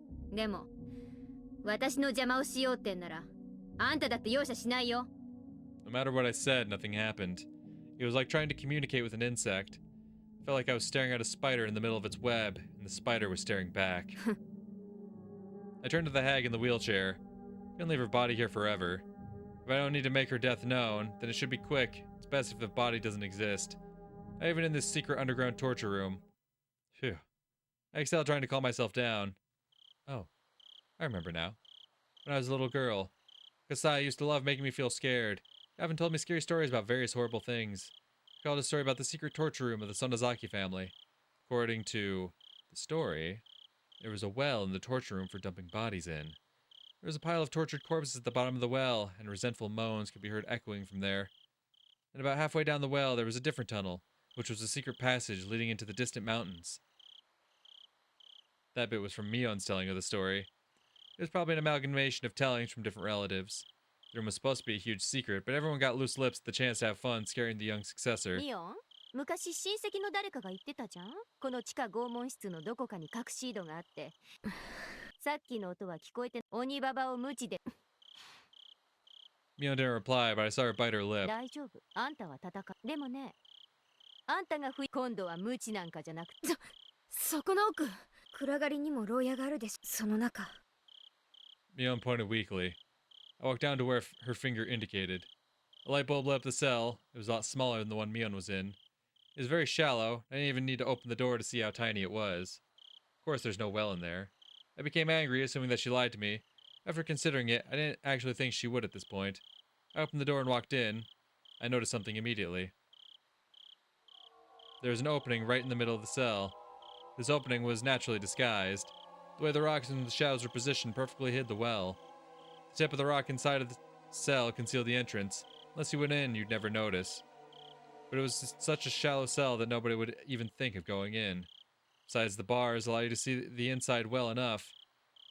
The cell is not even a few meters deep, so it would only take a glance to see everything. Nobody would think of unlocking the door and walking in. But walking in was the only way anyone could find the well. Furthermore, there were many cells in this huge cave.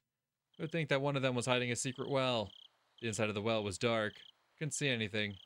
But every little noise I made produced echoes. I could tell this was a very deep well. I brought a flashlight from the torture room and shone it down the well. It almost looked like a vertical tunnel. Obviously a man-made one at that. There were wedges on the wall, like a ladder, and they looked as if they were inviting me to descend. It's kind of ironic that the secret escape route from an underground torture room ended up being a well that takes you even further down. You had no way of knowing whether it would take you to freedom or to hell. Furthermore, there were the tortured bodies of past victims at the bottom. Who would be able to go down this well without hesitation? Nobody in their right mind could go down this well to look for a secret tunnel, hearing the voices of the dead all the while. ミオンはあの井戸降りたくもない。それに関しては著しくこの拷問室の犠牲者たちが放り込まれた井戸になんか好き好んで降りたくはないもんね。I went back to the torture room and then returned to the cave, pushing the wheelchair containing the hag. Mion screamed. シオン、バッチャー落とすけ？落とすんじゃないよ。もう死んでるしね。さっきの拷問で死んだんじゃない。多分鬼ババは心臓麻痺とかで放置してもいいけど虫が湧くと嫌でしょ。ひどい。なんなら死後の鬼ババの世話もする？湧いてくるウジを箸でつまんで捨てる。Mion covered her ears and shook her head. Everything I said seemed to bother Mion. Her own life wasn't guaranteed at this point. シオン。さあ、どうしてだと思います？ Nobody said anything for a while, but the silence was soon broken. サトシ、敵討ちになったかも。いきなり後ろからバチンだったから。ねえミオン、今こうして思い返すとなぜかわかる？単にサトシ君を殺した張本人。それは嘘をついたから。 I slapped the hag's head. あんたも言ったよね。私が爪を剥がせば全て許すって。だから私は爪を剥がしたんだよ。それでけじめがついたってことにな。でも約束は守られなかった。サトシ君はやっぱり消されてしまう。どうして？どういうことなの？ I continued to slap the hag's head. Her blood was all over my hand by then, and it felt gross. Tried to wipe it off on her clothes, but then her hair got in my hand. Ran to the sink in the torture room and washed my hands off with a brush. When I was done, I went back to Mion's あ cell. の時、あんたが来て言った。サトシ君と私の関係は、そしてこうも。サトシ君の失踪の理由は、嘘だ。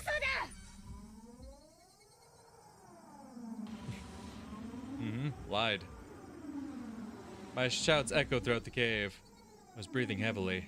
Felt like I used up all the air in my lungs. あんたが何も知らないのは本当だ。あんた自身、ばあさんに真の意味で信頼を得ていたかは怪しいから。でも、ばあさんが本当に私のけじめでサトシ君をアマちゃんなあんたに、本当のところを打ち明けるわけもない。 The hag didn't keep her promise. She said she'd forgiven everyone, but she lied. Unless Oishi is acting of his own volition. That's another thing. If Oishi is the person I think he is, if he's this Mr. X character, like, I think, while he does act under orders from the Sonozakis, I think he does also resent the Sonozakis and wants to take them down. And, like, part of me believes he is some kind of, like, double agent. So it would make sense that he finds this successor, well, not successor, this, hidden twin sister to the successor, and he realizes he can start shit with this. He realizes he can instigate shit and cause a rift within the Sonozakis and try to tear them apart from within. Genuinely makes perfect sense to me. He realized that Shion is not, someone who falls in line with the rest of the Sonozakis. So honestly, I could very much see him kidnapping Satoshi. Who knows if he's alive or not? I couldn't wager a guess, but I could totally see Oishi kidnapping Satoshi and then trying to implant it in Shion's head that it was the Sonozaki family that did it. They're like, oh, and then he's like, he tries to be nice about it, like, and hey, maybe they didn't kill him. Maybe they just paid him off, told him to disappear. Who knows? Could have been totally something totally peaceful, but he's like planting this idea that the Sonozakis had something to do with it, right? He's like planting this idea in her mind, trying to turn her against him, against the family, and, create this divide, create some rift, create infighting within the family. I could see that. I could absolutely see that.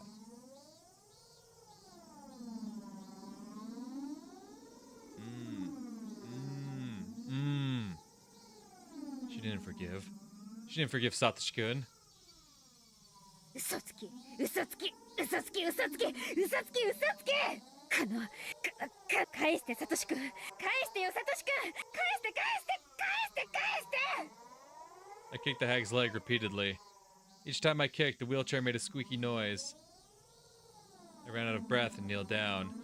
Mina was still covering her ears and was now shaking. There were tears in her eyes. 怖がらせちゃったね。ごめんごめん。ミオンがミオンの言うように安心して。でももしミオンも嘘をついその時はどういう目に遭わされても仕方ない。And it totally makes sense then why she would want to torture Keiichi. Because, like, she believes that the Sonozakis took away the man she loved. So she kidnapped, well, it doesn't even kidnap him. She tells him to follow her, and he does.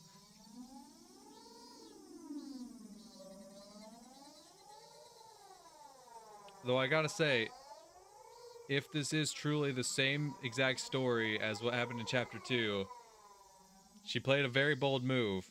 Because I know in the, when Keiichi and Reina do go to confront Mion, she offers to, like, pull up her shirt and prove her, show them her demon. Which, if it's Shion, she doesn't have the demon. So that's a very bold gamble she takes by hoping that Keiichi's gonna be like, no, that's fine, I trust you, I don't want to see that. 仕方ないよね。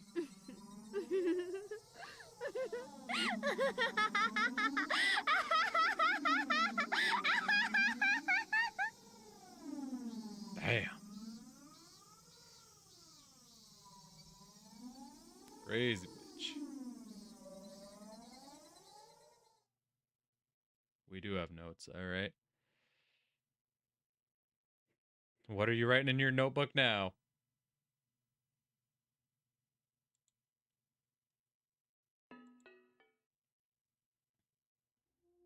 I wasn't planning to kill the hag so quickly. I was going to kill her anyway, but it was too soon. People would normally assume that the Sonozaki family operates as a hierarchy, but that's not true. It's actually more like a system of government. Several ministries stem from the main family, and each forms a hierarchy of its own. These ministries don't communicate with one another. The people who belong to a given ministry don't know what the other ministries are doing. That way the Sonozaki family's dealings are kept perfectly secret. Of course, the most important people in the family govern several ministries. They know, of course, about their own ministries, and they know a little bit about the ministries their relatives run. But none of them know everything. There are ministries that work in the open. There are ministries that work unseen. And there are some smaller ones that Oreo runs herself. Mion seems to know about most of them, but she doesn't necessarily know them all. In fact, she didn't know about the curse. Considering that, the fact that the hag died before I could interrogate her is a huge loss.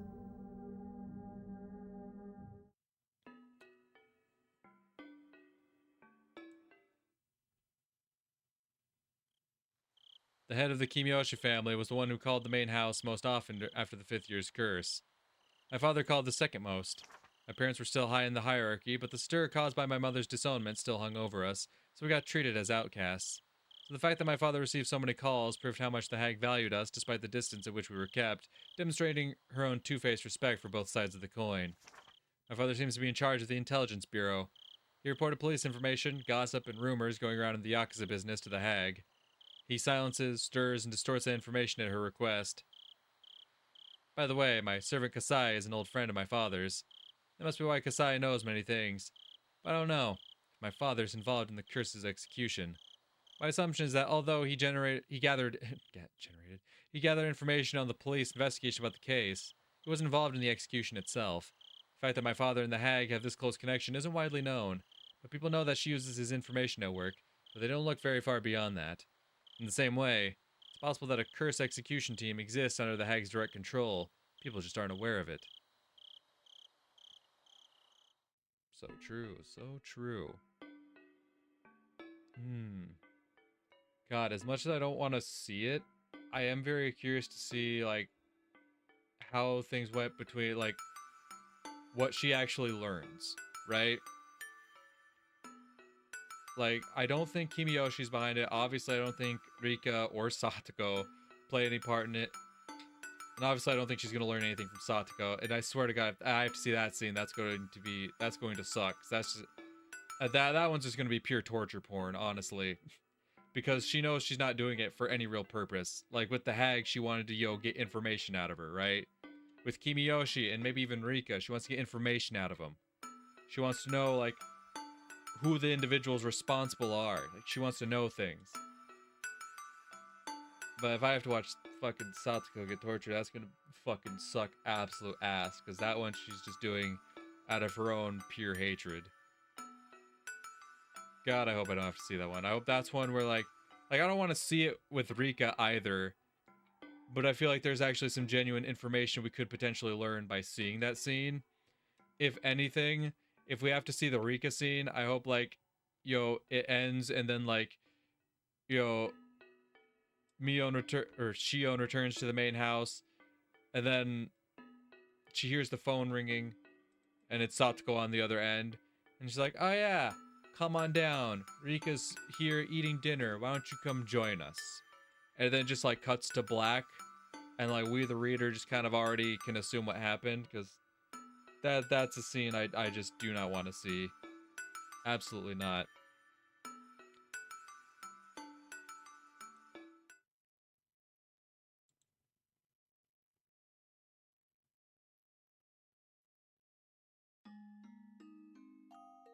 Oh. Oh, she's having a happy dream. Isn't that nice? Well, unfortunately, I'm gonna have to wrap this one up here for today. But, goddamn. Honestly, definitely was not expecting this story to take the twist it did. Right? Because, like, chapter 2 played out differently than chapter 1. Chapter 3 played out differently from chapter 2. Chapter 4 played out differently than the previous 3 chapters. So with chapter 5, when they introduced Mion as, like, the protagonist, I was kind of expecting it to be its own story that played out a bit differently than any of the ones we had seen before. But now, if it is going the route I think it's going, for one, was not expecting it. Was not expecting, the potential twist that Shion was actually the one. Well, I think that was, like, a thought I had in my mind during chapter 2.